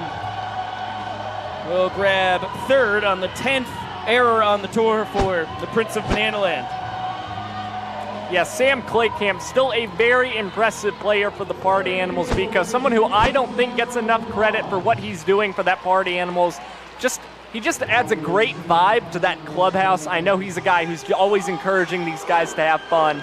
And by the way, he can still swing it and run, as evidenced in this inning for them. Oh yeah, Sammy understands Banana Land as well as anybody in the ballpark tonight. I mean, he was a Banana collegiately back in 2018. As I mentioned, he's been a part of all 3 World Tours. As the count now full on Skoll. First as a Banana on the One City World Tour, and then as a Party Animal each of the last 2 rounds. And a lot of independent pro ball experience, 2020 and 2021 with the Lexington Legends, as Jake chops that down the right field line. Sam could cartwheel home. Skoll, just gliding around the bases, is going to have himself a stand-up triple. Easy breezy speed from the Party Animals center fielder, who is now a double away from the cycle. And we're only in the 6th inning. Yeah, we've seen quite a few cycle watches so far on the World Tour. This might be the closest we've seen anyone come to the cycle, especially considering the fact that Skoll has at least 1 more at-bat in this ballgame tonight. Bryson Bloomer lifts it to right. Danny Hosley charging in, or charging back rather. Nope, charging in. He's moved to right field with Dalton Malden coming in for Noah Bridges. And that holds Skoll at third. The Boomer now 2 for 3 with 2 home runs, 4 RBIs. He's overtaken Skoll for the tour lead in ribeyes. He's got 26 to Jake's 24. And I know that's something Bloomer has definitely had his eye on. I mean, you talk about players really caring about their statistics. Bloomer, he's definitely one of those guys, and I know he's been hunting after becoming the tour leader in runs batted in. And he loves hitting behind Jake Skoll as Jake leads the tour in extra base hits, unsurprisingly, with his 6 home runs, now 2 triples and 9 doubles. Plus, he also leads the tour in sprints with 20 of them, and on 19 of those occasions, he's gotten at least to second base. So Bloomer just lives with an incredibly fast teammate on second base or further along in almost the majority of his at-bats. Skoll's on-base percentage is .521. And Skoll, I mean, we've talked about this plenty of times on the broadcast, one of those guys who sees a lot of pitches every single at-bat. And when you have someone batting like that in front of you, it allows you to wind up seeing better pitches going forward.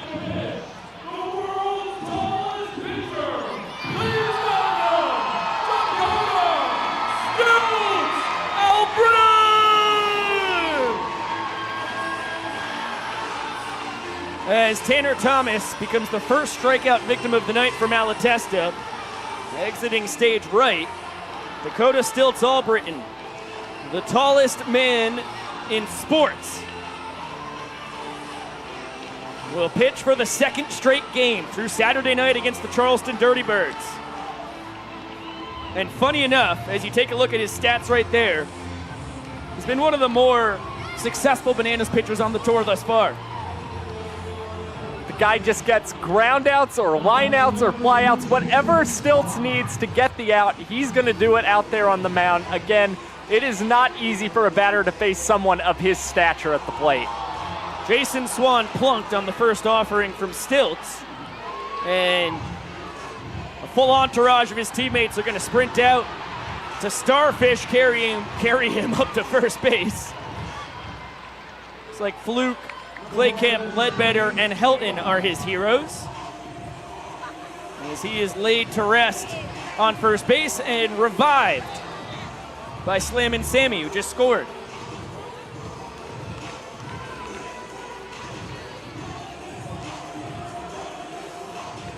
First time Swanee's been hit by a pitch on the tour.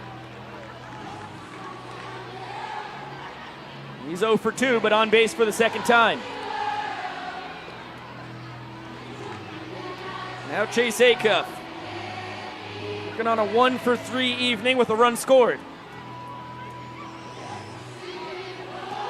There goes Swan, and Leroy pumps, but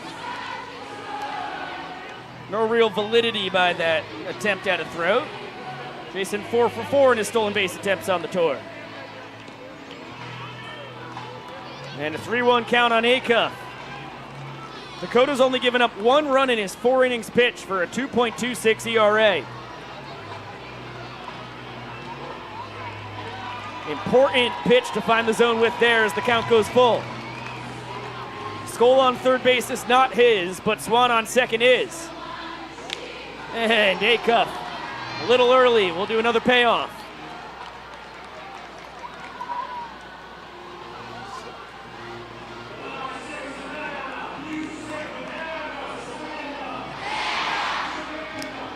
That one high, and Skoll scores, Swan right behind him for the second earned run of the tour for Stilts.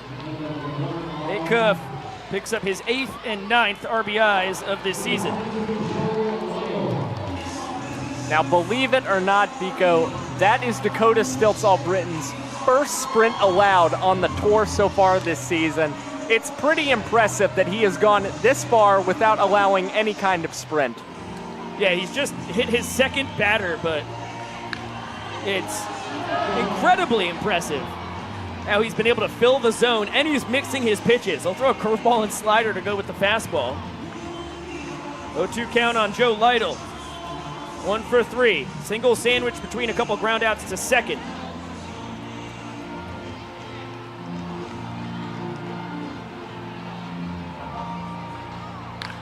And that one lined towards center. DR's going to have to take it on a hop. 3 runs are in here for the Party Animals in the 6th. That's following 1 in the 5th, 2 in the 4th, 3 in the 3rd, none in the 2nd. The only time they've been held off the board tonight, and 4 in the 1st. It's been an impressive offensive explosion from the Party Animals, but certainly not unexpected based on what they've done on the tour thus far. Justin Baber in the 9 hole. 1 for 3 with a double. Picked up a ribeye on that as well as the count 3-0 on their second baseman.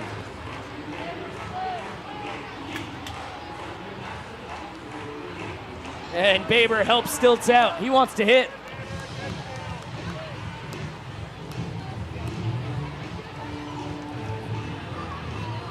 He helps him out again, right around the outside corner, but I think either of those could have been called balls. Yeah, I don't blame Baber in this situation, though. He's had a hit against Stilts on the tour. He definitely wants to be aggressive, and that is a strike 3 caught looking. The first strikeout for Dakota Stilts All-Britain on the tour. And I hate to be that guy, but it was about 3 inches outside. Baber couldn't go fishing anymore. He gives Dakota his first K of the season. As you get a replay of it, wow, that was an aggressive call. Goodness gracious. We'll let that one digest as the splits dance here in the middle of the 6th.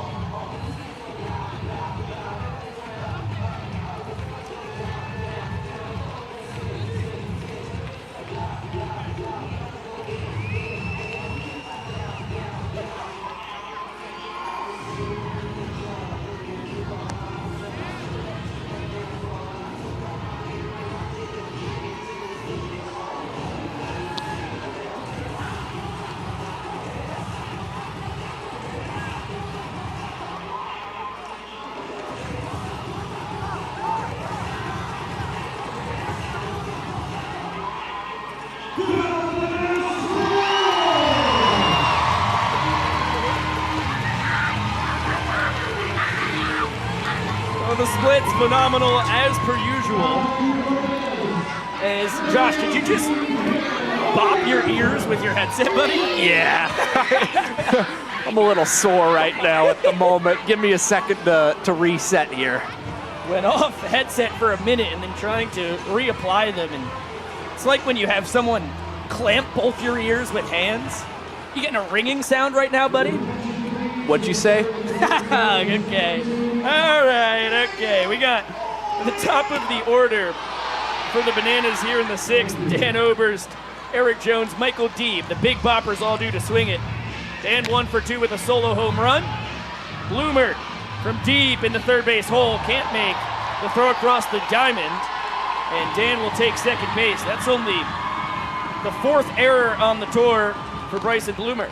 Yeah, pretty uncharacteristic of Bloomer. I like the way he sat back on the ball and made that pick there. The throw a little up the line from Swanee, and that was what ended up costing the Party Animals and getting Dan an extra base there. Yeah, Jason did a good job of getting off the base, abandoning it to just try and get the ball, but comes up empty on the scoop attempt.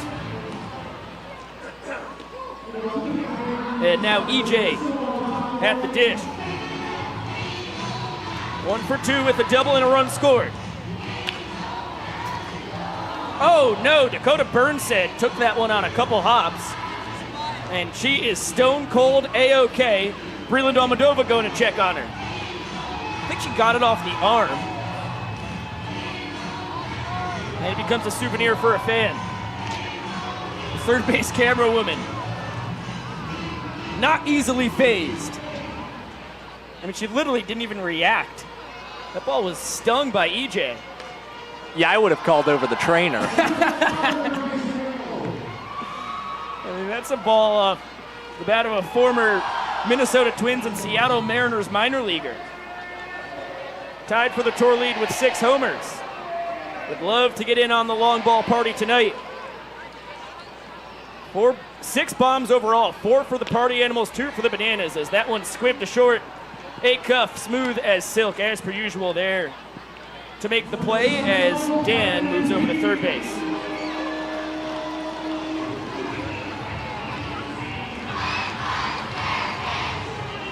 Now Michael Deeb, 0 for 1, plunked his first time and then flew out to right. Hey guys, what's up, Rainbow?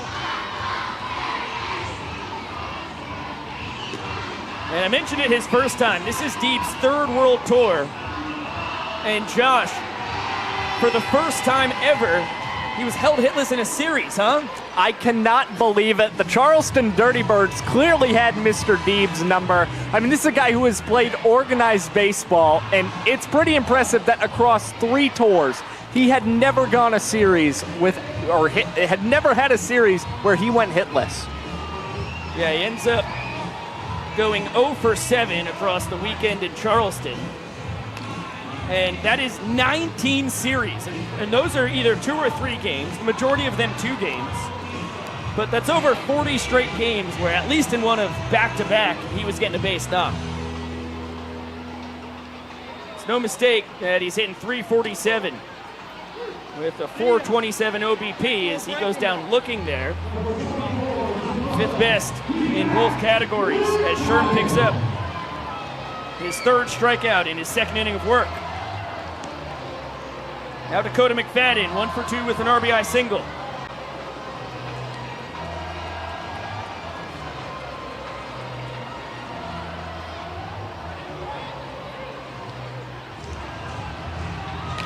Ober still off of 3rd. The Bananas down by 3 or more runs for the 3rd inning tonight. It's got to be awful hard when you've only got 3 outs, and you know if you don't score 3 runs, you're giving up another point. It's definitely not easy to come up with an offense knowing you're kind of in that hole. But what is important for the Bananas at this stage right now, especially in this present inning, is just having a guy like DMAC find a way to drive Dan Oberst in and score. Runners in scoring position, still one of those aspects the Bananas are trying to work on and improve on, especially going into this series in Tampa. Party Animals have dominated that aspect of the tour thus far. And just overall offensively, Party Animals slash line as a team, 308, 385, 472 in slugging. 24 points better in the batting average, 35 points better in on-base percentage, 22 points better in slugging. I mean, there's just nothing offensively that the Naners have a leg up on the Party Animals at. And what's impressive is the Party Animals, they had the time off with the Bananas out in West Virginia, and they still come back to Grayson Stadium tonight and swing the bats as hot as ever. There really is no days off with this club. It's going to be a ball 4 sprint. Dan scores easily from 3rd. McFadden huffing it towards 2nd, and a little lackadaisical ball 4 sprint defense by the Party Animals outfield. Stoll and Thomas late to the party. Of course, DMAC still not the all-important run. David Meadows in the box is the guy who has to score to avoid the Bananas falling behind by 4 points. And by the way, less than 25 minutes to play, and we still have over 3 innings to get through. We are in dangerous territory as far as our record of all 25 games thus far. Getting 9 innings in. Well, DR stays red hot. It's been the best hand of ball in April. He drives in McFadden and has a 3-bagger standing up. Goodness gravy. That is a huge base knock for DR Meadows. There's what you see, Biko. DR Meadows succeeding at the plate with a runner in scoring position. By the way, he came into play today, this month in April, batting .560. It's really mind-boggling. And he's been great with runners in scoring position as well.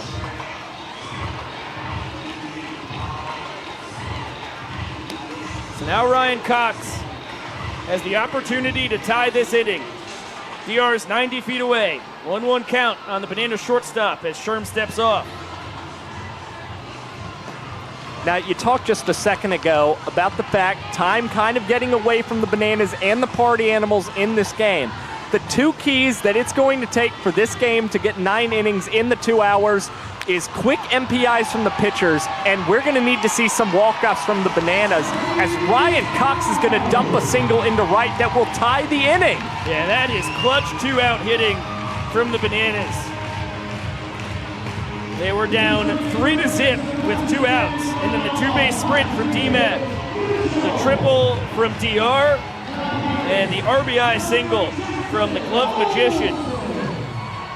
And now he's pinch run for by Malachi Mitchell over at first. You see the tour leading 23 steals and 25 attempts for Flash the Kid. His 27 runs scored lead the Bananas. And Jackson Olsen at the dish. He flares that one into left. That's a base knock. Malachi trying to go first to third. The throw not in time. And it gets by Cornett. Flash the Kid coming home. The throw to Sherman. In time. The 6th inning ends tied 3-3. Malachi thought he was able to swim around the tag from the Party Animal southpaw, as Vincent Chapman probably unfairly is showered with booze. Here's Jesse Cole. Fans, after tying the inning, we're bringing a new pitcher to the mound. A former Major League All-Star, a former World Series pitcher, and Red Sox Hall of Famer. Please welcome, 76 years young, Bill the Spaceman Lee!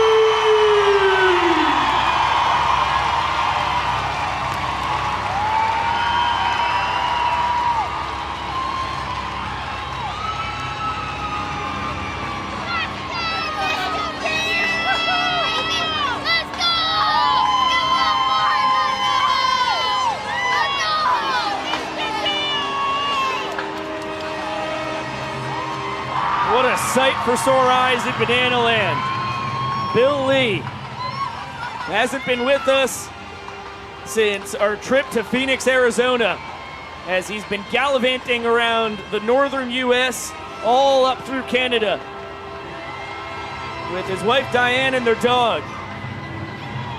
But he wouldn't miss the rematch with the Major League Baseball Players Alumni Association this Saturday. And of course, he had to grace the real home of the Savannah Bananas here in Grayson Stadium with his presence.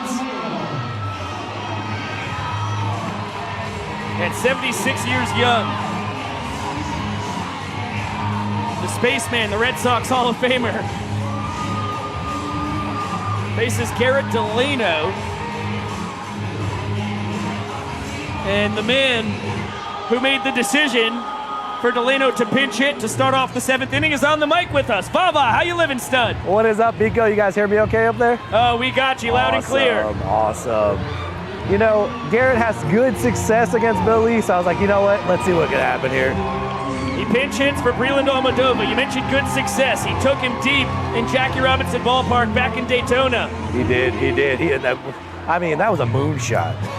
And don't get me wrong. I mean, he's floating in there, but he's got some movement on those pitches. I mean, I'm a big Bill Lee supporter here, and I mean, some of his balls are funky, man. I don't know how he does it. Well, yeah, how did you figure him out and take him deep in the Summer Series this past August as Delano chops it to Ryan Cox? Wow. Having fun with it. That was like 6 trick plays at one. We're only going to give him credit for one in the stat sheet, but that's why he's the king of trick plays. He is now 37 for 38. And Vava, I'll throw it back to you as your partner in crime, Sean Fluke, pinch hits for Reese Hampton. Oh boy, I'm gonna hear something for this one. No, you know, Sean actually is, believe it or not, Sean is a great athlete. I mean, I don't think there's a sport I've seen him not be at least somewhat decent at. So you know what, this could be a good AB right here. He's a good slow pitch softball specialist as well. So this is right down his alley. And I think that's a good sport to study when you're preparing for Bill Lee. Oh my gosh. Goodness. You know, I give him an at-bat. He tries to take me out over here at third base. Well, Vava, this is one of your good pals going back to the Pasco Hernando State days. And of course, you guys coach high school baseball together as well until the Party Animals became your full-time gig as Dan Oberst with the radar, so that was 35 miles per hour. Where did we get that sign? Yeah, me and Sean go way back. Obviously, we played it. He's a little bit younger than me, so he was always like a group lower than me in Little League and travel ball and stuff like that. But yes, always knew Sean. You know, we went to the same JUCO, which community college. Obviously, he was a couple years past, and then you know we linked up and we were coaching high school baseball. And I mean, I wouldn't take those days back for anything. We had such a good time. He's not successful at the plate though. See, bad coaching move. Did you make that decision, or was that an audible from your players? It was definitely it was a forced decision, but I was for it. I mean, he swings it well. Sometimes we'll take some hacks and BP, and I'm like, Bill Lee's a safe choice for him to get some hacks, so I wasn't too concerned. Cox with 2 trick plays for the first 2 outs of the inning. Between the leg, kissing the ball, bare-handing the pop fly. And now Dalton Cornett shanks that one foul. Oh no. All right, we live to see another day.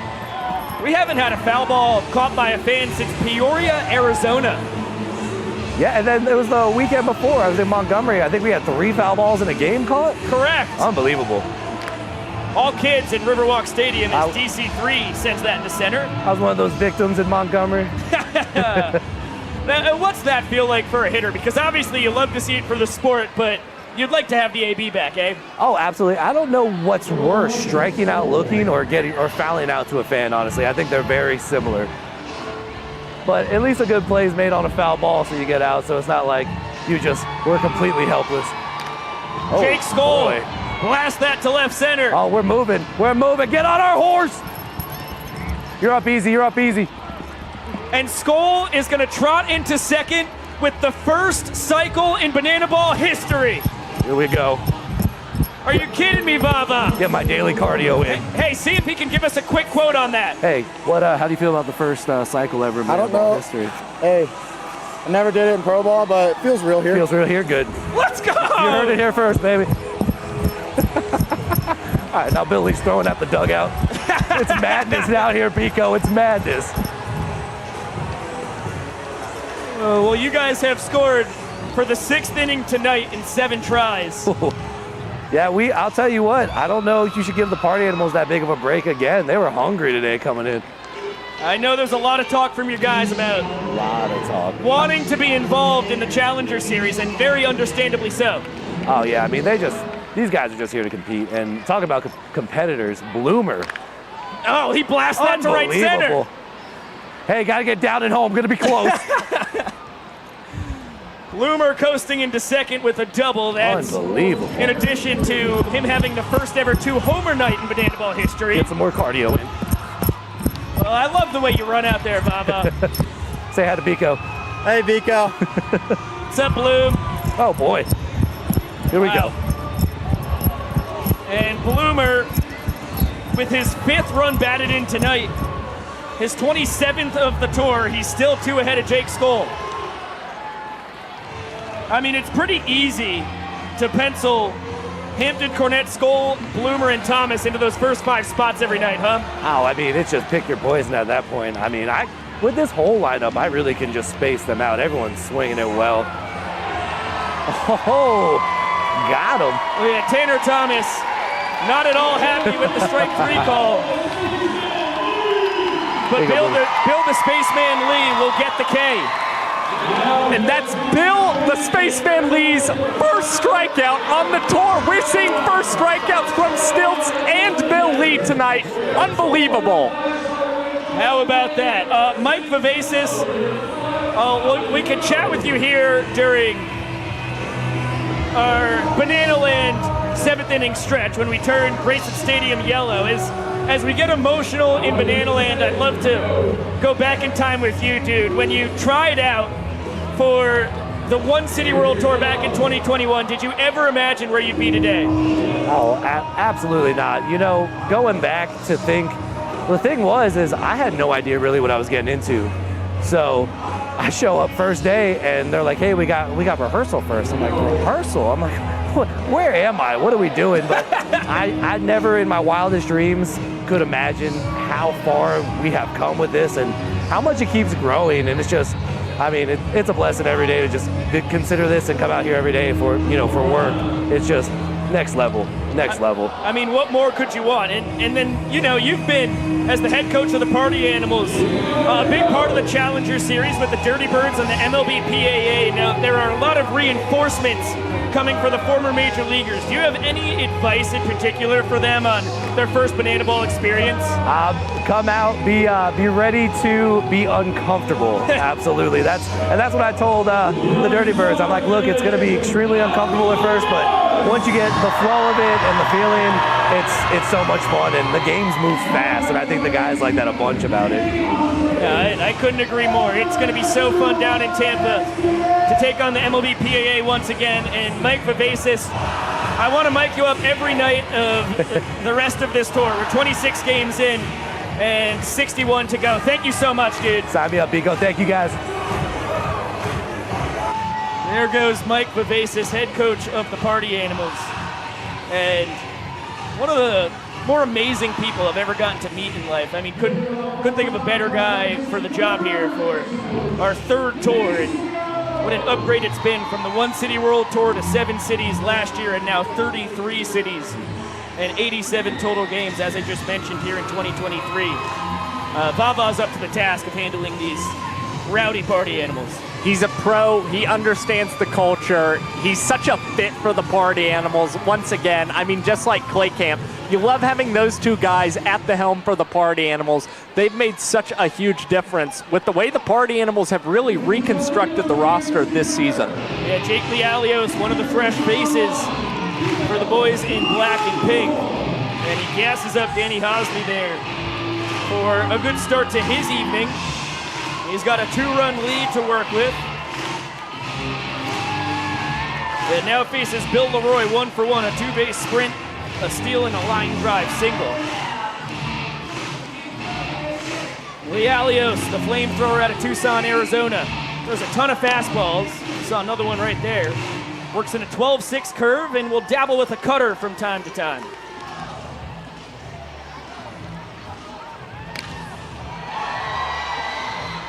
Bill flies it to right.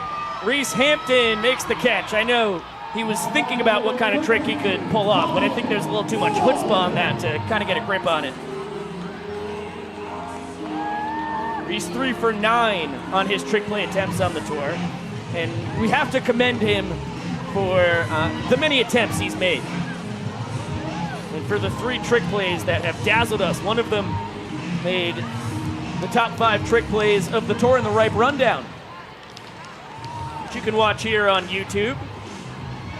Second episode of the Ripe Rundown, documenting everything that happened in April, will be coming out on May 14th. A little Mother's Day surprise. Although I guess it's not surprising now that I've told everybody. We also mentioned it at the end of the original Ripe Rundown anyhow. Dalton Malden struck out swinging his first time against Brandon Sherman.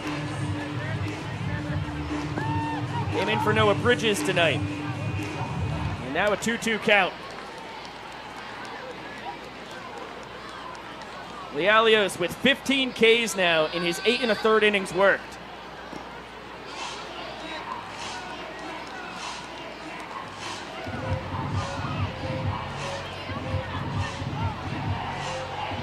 Payoff pitch. And Dalton does a good job of fouling it off. This is the kind of pitcher that he's struggled with more than any others. The Lialioses, the Porters, the Delanos, the righties that bring low to mid 90 velocity. Yeah, power stuff has really hurt Dalton Malden. And what's also difficult about facing Lialios, again, a very live fastball, but he will throw that devastating curveball that will also generate a ton of swings and misses. And it's a high spin rate fastball. To get analytical, to a hitter, it seems like it's rising as it's coming towards you. And it misses a lot of bats. But Dalton does a heck of a job. Fouls off 2 and then loops the base hit into center field. It's his 7th hit of the tour, only his 2nd single. And he passes the baton to the top of the order, Dan Oberst. Already with 1 long ball tonight, 1 for 3. A homer would tie the frame.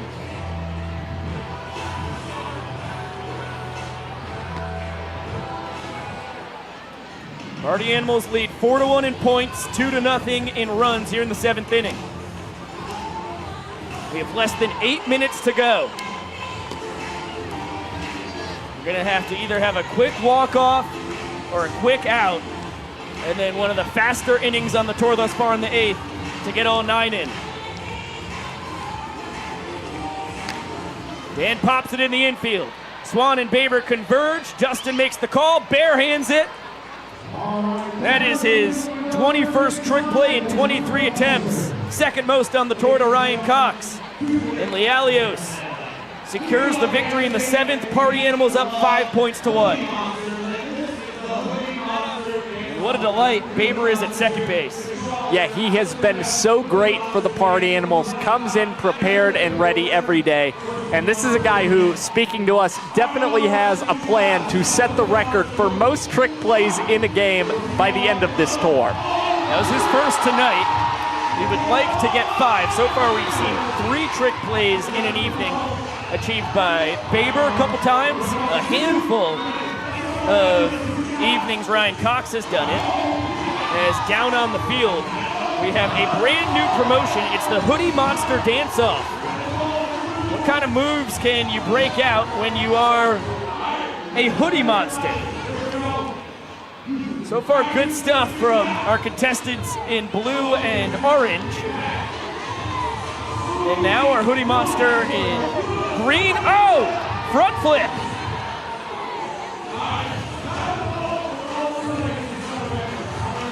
A lot of rolling around. Let's see who the crowd likes here.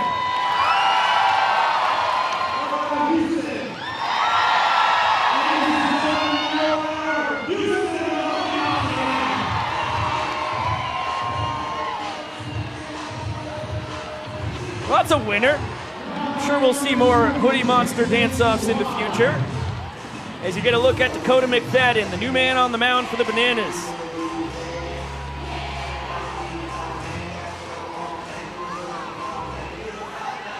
This is only his 4th appearance of the tour. 2 of them were across the first 2 weekends. Kind of had to rethink his pitching style. Find the good stuff again. He is a power pitcher. You see the heater right up in Jason Swan's kitchen.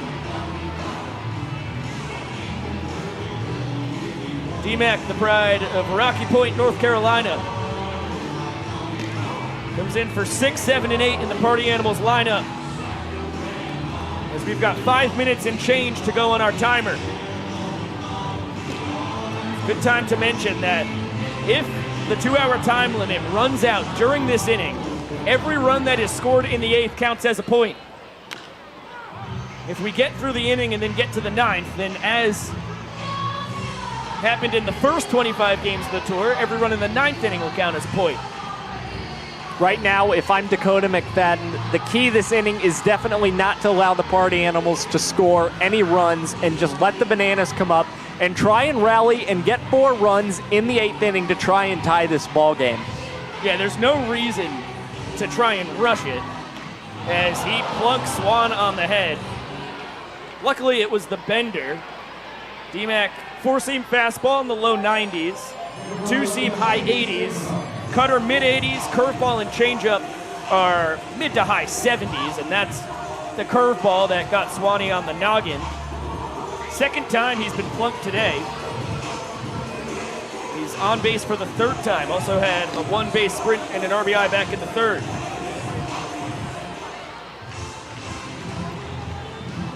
Now Chase Acuff. 1 for 3 on the night. Had a 2 RBI, 1-base sprint his last time up.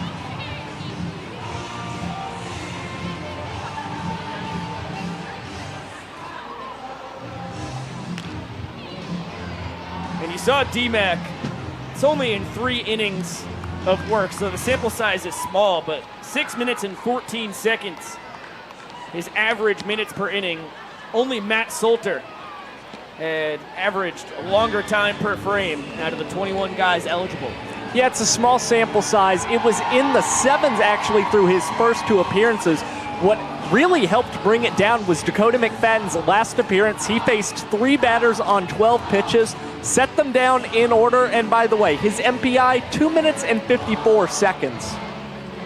Seemed frustrated with himself as far as control goes tonight. Yeah, anytime you're sub 3, it's always good for the average MPI. That's serious stuff. Yep, the fastball inside, not the loudest sprint call by Vincent Chapman, so Chase Acuff a little confused at first. The Bananas with textbook sprint defense, so Chase for the second time tonight will only get 1 base on his sprint. As Swanee moves over to third base. This is worst case Ontario for the Bananas. Runners on the corners with nobody out. Less than 2.5 minutes on the clock, so this will definitely be our last inning of the night. Every run that scores will count as a point. And Joe Lytle, whose overall season stats won't blow you away, as Dalton Malden bobbles that one. Looked like it could have been 2, ends up having to just get the safe out at first. And everything I was saying about Lytle doesn't matter, because he's retired on an RBI ground out. But he's been excellent in April, Josh. Very excellent April for Mr. Lytle, one of the highest OPSs this month. Lytle actually with an OPS of 1.232. And that's 5th best in April. Behind the likes of Reese Hampton, Dan Oberst, Jake Skolt, and DR Meadows going from 4 to 1. And again, for those at home, OPS, his on base plus his slugging percentage. Yeah, really important number as Baber knifes that one down the right field line just inside the bag. Acuff scores easily, and Dustin gonna cruise into second with his second 2-bagger of the night. And the Party Animals already with 2 in the 8th. Those will both go as points once the final minute of our 2-hour timer has elapsed. And again, the Bananas did not want to give up any more runs in this inning. It kind of makes that lack of a double play turn there by Dalton Malden a little more costly. The Bananas now have an even greater deficit to try and rally from. Breland Almodovar, 2 for 3 on the night with an RBI double.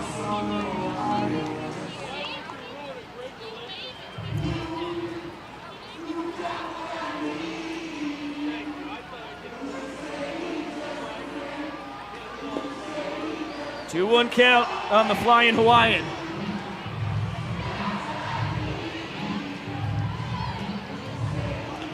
Baber sitting on his tush at second base as Breland skies it into shallow left. Cox is called off by Michael Deeb, who can't get it on the run. And mistakes compounding here in the top of the 8th inning. Ryan Cox taps his chest saying, I should have gotten that one. It's a tricky spot because the outfielder always has the right to call off the infielder. But that one was definitely Cox's ball by where you saw it fall. Here's the young professor explaining to everybody in the ballpark what we just said on the broadcast. This is the last inning of the night, so every run scored is a point. And that means the 2-0 lead in the 8th for the Party Animals is immediately transferred into a 7-1 lead in points on the ball game. First time in 26 games on the tour where we're not going to get 9 innings in. Incredibly impressive that it's taken this long. It's really a testament to having the right guys playing banana ball this season. I mean, not only have we been able to have 9 innings in every game, this includes our challenger games against the Dirty Birds and the MLB PAA, opponents who really know how to play this game and are willing to play at an increased pace. Oh, for sure, the MLB PAA game is still the fastest banana ball game of all time. 3-1 now on Reese Hampton, the switch-hitting right fielder at the top of the order. And this inning is a full-blown catastrophe for the Bananas. 5-pitch, ball 4 sprint. Baber trots home. Breland goes first to third, and Hampton Saunders into first base with an RBI sprint. He is 2 for 4 on the night with a homer and a triple. And that's his second ribeye.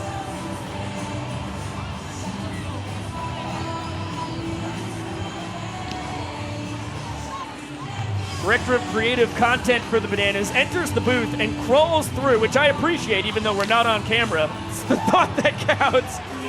Dalton Malden trying to backhand that one up the middle, can't flip it to second in time. And I'm not sure you could have scripted a sloppier top of the 8th inning for the Bananas defensively.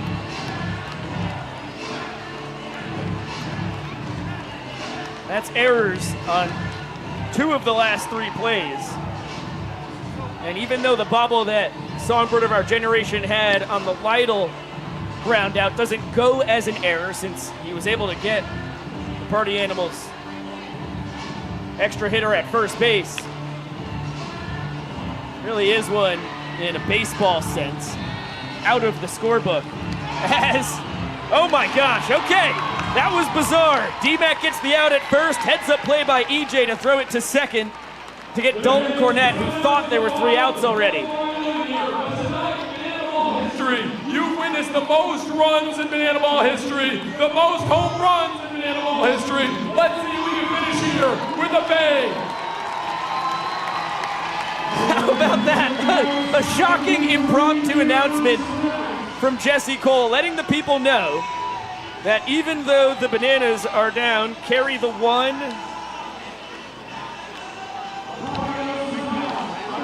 Is it 8-1 or 9-1 here? I think it's 9-1. Because Breland Almodovar scored on that last play. So even though the Bananas are down 8 points, the largest deficit in the history of Banana Ball, there's always a chance for a miracle to occur. You are never quite out of it in Banana Ball. I think that is the greatest part of the sport. Let's see if we can truly see the greatest rally in Banana Ball history to date. So Skoll is retired on the 1-3-6 double play. You don't see those every night at the ballpark. And Josh, just to run through it here as Vincent Chapman moves it and grooves it for our enjoyment. We have had the first ever 2 home run game from a player tonight. We've had the most home runs in a Banana Ball game of all time with 6. And we have the first cycle in Banana Ball history tonight. I still think we're sleeping on the fact that Dakota Stiltsall Britton and Bill Lee also recorded strikeouts. There has been something in the water in Savannah, Georgia tonight. It is incredible. We have seen one of the wildest shows that there has ever been in Banana Ball. Whatever's in the water, if it's going to make me look like Jake Lealios when I drink it, I'm going to have a gallon a day. That guy dazzles on top of the Party Animals lineup as it's dugout rather. It's 2, 3, 4 in the Bananas lineup. Talk about thinking about two things at once. And Brett Helton on the bump. Jones, Deeb, and McFadden due to swing it. The Bananas are going to need to get 7 guys on base this inning before they can dream of tying this ball game. Banana Ball's supposed to be immune to blowouts, but the Party Animals, with 8 nights of rest, have come out gangbusters tonight. 2 4-run innings, 2 3-run innings, 2 2-run innings, and a 1-run inning. The only time tonight they were held scoreless was back in the 2nd. Woof. Payoff pitch to EJ. That ball is skied deep to left field, but Tanner Thomas just in front of the track finds the ball, and that is out number 1. EJ now 1 for 4 with a double and a run scored. Michael Deeb now swings at 0 for 2. Hit by a pitch, a fly out, and a strikeout. Oh, and by the way, the Bananas have to do it against the former Pittsburgh Pirates minor leaguer Brett Helton. Just to make things a little more difficult. 4-pitch mix, fastball, cutter, changeup, curve for the pride of Colorado Springs. It's a 9th-round draft pick by the Pittsburgh Pirates back in 2015. Baber, you knew you were getting a trick play. Slick as ever with the behind-the-back toss. He waves to the fans who have abandoned the Bananas already tonight. Insult to injury in what is shaping up to be the biggest blowout in Bananas history. Or Banana Ball history, rather. I've seen a handful of uglier games in the Bananas baseball tenure. Dakota McFadden waiting on a thumb guard from the Party Animals catcher Dalton Cornett. Gets the goods and cuts and misses on the nasty cutter.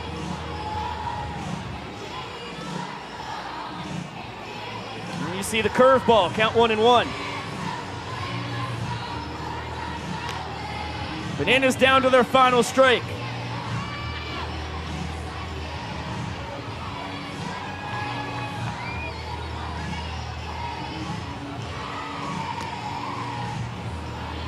Two on DMAC.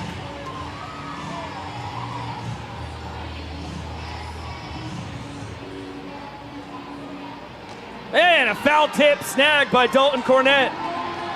All Party Animals tonight. A 9-1 victory as Brett Helton backflips in celebration. And the bad boys of Banana Ball produce the biggest blowout by far in Banana Ball history.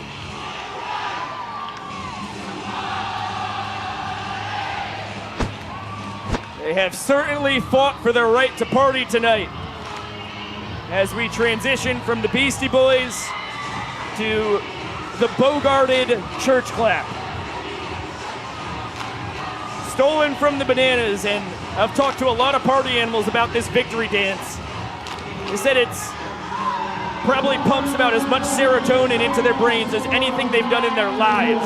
I mean, no kidding. Dustin Baber looked like he really enjoyed that. Let out an audible scream after that. Must have felt real good. Well, it makes sense. Baber ended up 2 for 5 tonight with 2 doubles, 2 RBIs. Just a small part of a dominant win for the Party Animals, who are now 13-8-2 and are 6-2-2 here in Grayson Stadium. They have dominated in Savannah. Grayson Stadium deserves a Party Animals fan wall at this rate.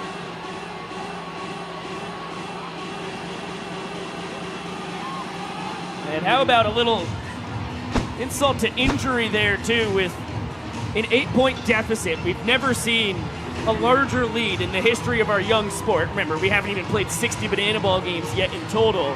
Helton gets him down 1-2-3, finishes it up with a strikeout. Pretty apropos. Yeah, he's a great closer for the Party Animals. He has been so solid for them all season. And hey, even though the time had expired, that was still a pretty quick inning, which is pretty on par for Brett Helton. Yeah, 100%. He has been one of the best MPI guys on the tour thus far. So, as we mentioned, the Party Animals only failed to score in the second inning, and it started early. I mean, Reese Hampton set the tone. A triple being the first batter of the game. You get a blue pit from Dalton Cornett, a hard line drive single for Jake Skoll, and then the 3-run bomb from Bryson Bloomer that Kyle Lewicks, the day after his birthday, will never remember. He has blacked out from that point until then. He got ground out, strikeout, single, ground out. He does remember those. But just from that point on, it was all Party Animals tonight. I mean, they set the table early and often. Inning after inning, they were able to get leadoff guys on and manufacture runs. We've seen the Party Animals. They've been so good all season offensively, and this was their best offensive showing of the World Tour so far. Yeah, no, it was a masterclass in driving baseballs to the gaps, in driving them over the walls as well. The Party Animals hit 4 home runs tonight. 2 from Bryson Bloomer, 1 from Jake Skoll, 1 from Reese Hampton from the right side, albeit it's his 4th bomb of the tour. First one from the right side. And then for the Bananas, you get long balls from Dan Oberst and Jackson Olsen. There was some excitement early. Jackson with the second inning homer as our man Caleb is getting this Dan Oberst autographed home run with the Oppo Taco over the right field wall. And then we touched on it very recently, but I just have to go back. Ian, you can scoot on through. Go crazy, dude. Yeah, man, join the post-game show. We're doing great, Ian. Although completely lost my train of thought. Shouldn't have let Ian through. He should have stayed right there. Dan Oberst, Jackson Olsen with the solo home run in the second inning. It's crazy to think that this game was at one point tied a point apiece. I know. It's crazy to think, actually, the Bananas entering play today had a 1 home run lead on the Party Animals as a team. They entered with 20 home runs, the Party Animals with 19. And boy, they came into Grayson Stadium and said, we are not having any of that, as they mashed 4 tonight. Yeah, you can do the math. The Party Animals now up by a home run, 23-22, as we continue to track that. And 23 games in the books between these two teams. Of course, the Bananas 2-1 against challengers, took down the Major League Baseball Players Alumni Association. We'll see the second of that 3-game series this Saturday down in George M. Steinbrenner Field at the Yankee Spring Training Facility in Tampa. But the Bananas, the Bananas have a 5-game deficit now on the Party Animals, just 23 games in. It's an 87-game tour. 64 of them will be between these two squads. But we're honestly getting pretty close to the halfway point of those 64 games. Is it time to panic for the Bananas? A little bit. It's a little bit of a time to panic for the Bananas. What I can say, Biko, is there's really 2 things for the Bananas to focus on. I think it's the number of sprints allowed. The Party Animals are so good offensively. You cannot allow them to reach base extra times by allowing sprints. It's the reason the Bananas team earned run average has been higher than the Party Animals. And for them offensively, it's just really about stringing hits together, batting with runners in scoring position. You've got to get hits with guys on base and guys in scoring position, not just sprints. Oh, no, you're spot on there, because we'll blast the people with some stats here before we shut this thing down. The Bananas with a 1.62 strikeout to sprint ratio. The Party Animals a 2.02. So the Party Animals are striking out Bananas hitters 0.4 more times as far as a ratio goes than the Bananas are the Party Animals hitters. And it's 98 sprints given up for the Bananas pitchers in 26 games on the tour. That includes the Challenger games as well. And we saw more of that tonight. I mean, you saw it late. You saw it towards the middle of the game as well. When the Bananas are gifting the Party Animals base runners, they're just too good, 1 through 10 in the lineup, to be putting guys on first or second base for the big boppers, which seems to be every single guy for the Party Animals. Yeah, that's exactly right. Again, it's going to be, you just can't allow free base runners anymore if you're the Bananas. I think it's just working a little more with command and control, and I think if the pitching improves a little bit for the Bananas, you're going to see a significant difference on the field for them. In the K-Club comment section, Steve says, much respect to Josh for the full commitment to the dog costume on Bark in the Park night. Steve, I appreciate you so much. Thank you. Kristen says, Josh, doing it all tonight. She's going to go back and watch the peanut butter race. I would not recommend you do that, but, you know, it is the people's choice at the end of the night. It's one of the saddest things you'll see all season. Kristen, Steve rather, had a stomach ache from laughing through that. So listen, it's for the people. It's all about content. That's exactly right. For the fans always. We love you guys. Thank you so much to everybody who was commenting all evening on YouTube and in the K-Club chat. We have some shout-outs to throw around for our miraculous crew who did a stupendous job tonight in a historic evening in Banana Land. And it starts in the control room. Our technical director, Griffin Ellis, the brains of our whole operation technology-wise. Terrific job, always pressing all the right buttons. Keegan Woods, his Banana Land directing debut, and was superb at it. He is turning into one of the many Swiss Army knives we have here on BTV. And then Freddie on audio. First time on audio as well. I couldn't hear it, but I bet it was great. So shout out Freddie. Good work, man. On replay, Jalen Johnson. Guy's an absolute stud. The replays were insane as always tonight. Julia on the graphics. She absolutely rocks. Kwanzi on the score bug. Same goes for you, Kwanz Master. And then out on the field, rocking the cameras, Emerson Elmgren, the Iron Horse of BTV over at first. And across the diamond, Dakota Burns said, what a dynamic duo the two of them are. Dakota, great job. Just absolutely eating that Eric Jones hot shot in foul territory. I have never seen anybody be struck by a baseball with that kind of velocity and just not even move a muscle. That was incredible. It was like Matt Barnes and Kobe Bryant type vibes, you know, when you're faking them out. She is locked on down there. High home, Clayton Franklin, you are as good as it gets, my dear man. On the low home, Caleb, Terrific job down there, Big Tiger. And out in center field, wow, Ben Barks. I mean, that guy, he's doing the Lord's work climbing the scaffolding each and every day. We appreciate it. And finishing it up, Roman camera, Nick Caldy. Tremendous work on the fan cam. Bella, our moderators in the chat. Carissa, Ballet, and Colbite. Couldn't do it without all of you. Thank you so much to Josh Talevsky for dressing up like a dog and letting a dog lick peanut butter off his helmet. Thank you to Kyle Lewigs, Dustin Baber for popping up in the broadcast booth, and to Maceo Harrison and Mike Vivacis for letting us slap microphones on him. For Chad Reese, the coordinating producer of Bananas TV and the straw that stirs this beautiful broadcast drink, I am Biko Scala saying so long for now. We will see you Friday night in Tampa as the Bananas take on the Party Animals in the battle for the Sunshine State. Winner has bragging rights for the rest of the tour in Florida, and then Saturday evening, a rematch with the Major League Baseball Players Alumni Association. Thank you all so much for watching. We will see you on Friday night, and of course, we'll see you